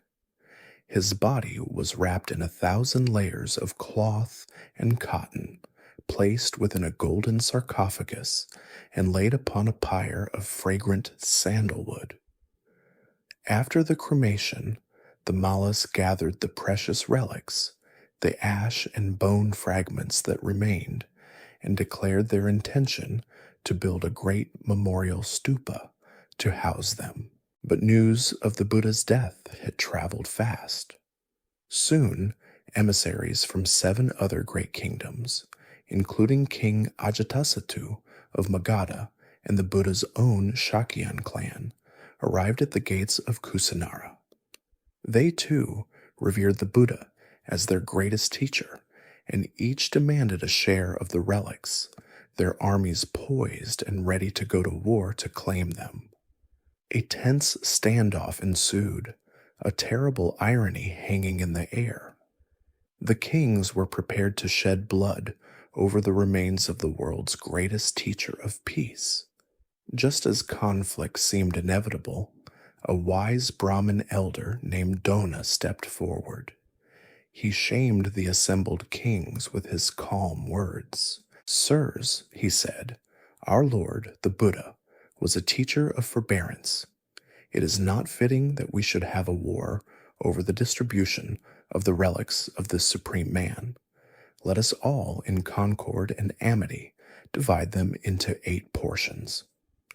His counsel prevailed. The relics were divided into 8 equal shares, and each king returned to his own land to build a magnificent stupa, creating the first great pilgrimage sites and establishing a tradition of veneration that would spread across all of Asia. With the physical remains of the teacher now enshrined, the elder monk Mahakassapa grew concerned about the preservation of his other more important legacy, his teaching, the Dharma. Fearing that without the master's living presence, the doctrine and discipline might splinter and be lost, he called for a great council. 500 of the most learned arahants gathered in the city of Rajagaha during the next rainy season.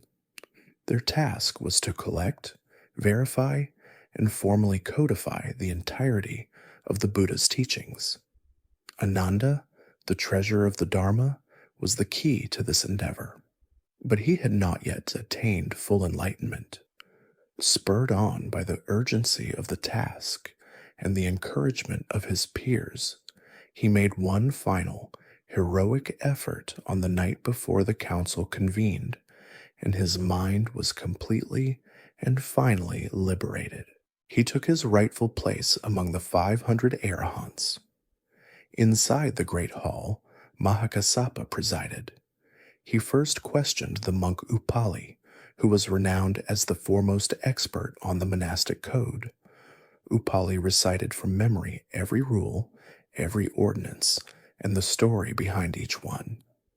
This recitation, collectively verified by the assembly, became the Vinaya Pitaka, the basket of discipline. Then the assembly turned to Ananda.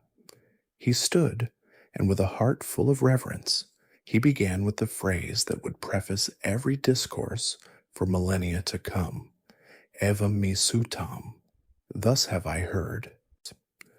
From his perfect, jewel-like memory, he recited every sermon, every conversation, every verse the Buddha had spoken over 45 years. This monumental recitation became the Sutta Pitaka, the basket of discourses. Together, these 2 collections formed the canon, a precise and enduring record of the path to awakening. The man, Siddhartha Gautama, was gone. His body, like the old cart he described, had finally broken down. His ashes were scattered across the land. But what he had left behind was something indestructible. It was a teaching, a dharma that pointed a clear way out of suffering, and a community, a sangha, that would carry that teaching in their hearts and in their voices across continents and centuries. The quest that began with the prince's glimpse of suffering had ended, but the legacy of the awakened one, a legacy of peace, wisdom, and boundless compassion, had just begun. And now, as our long story comes to its gentle close, may that same peace find you as you drift off to sleep.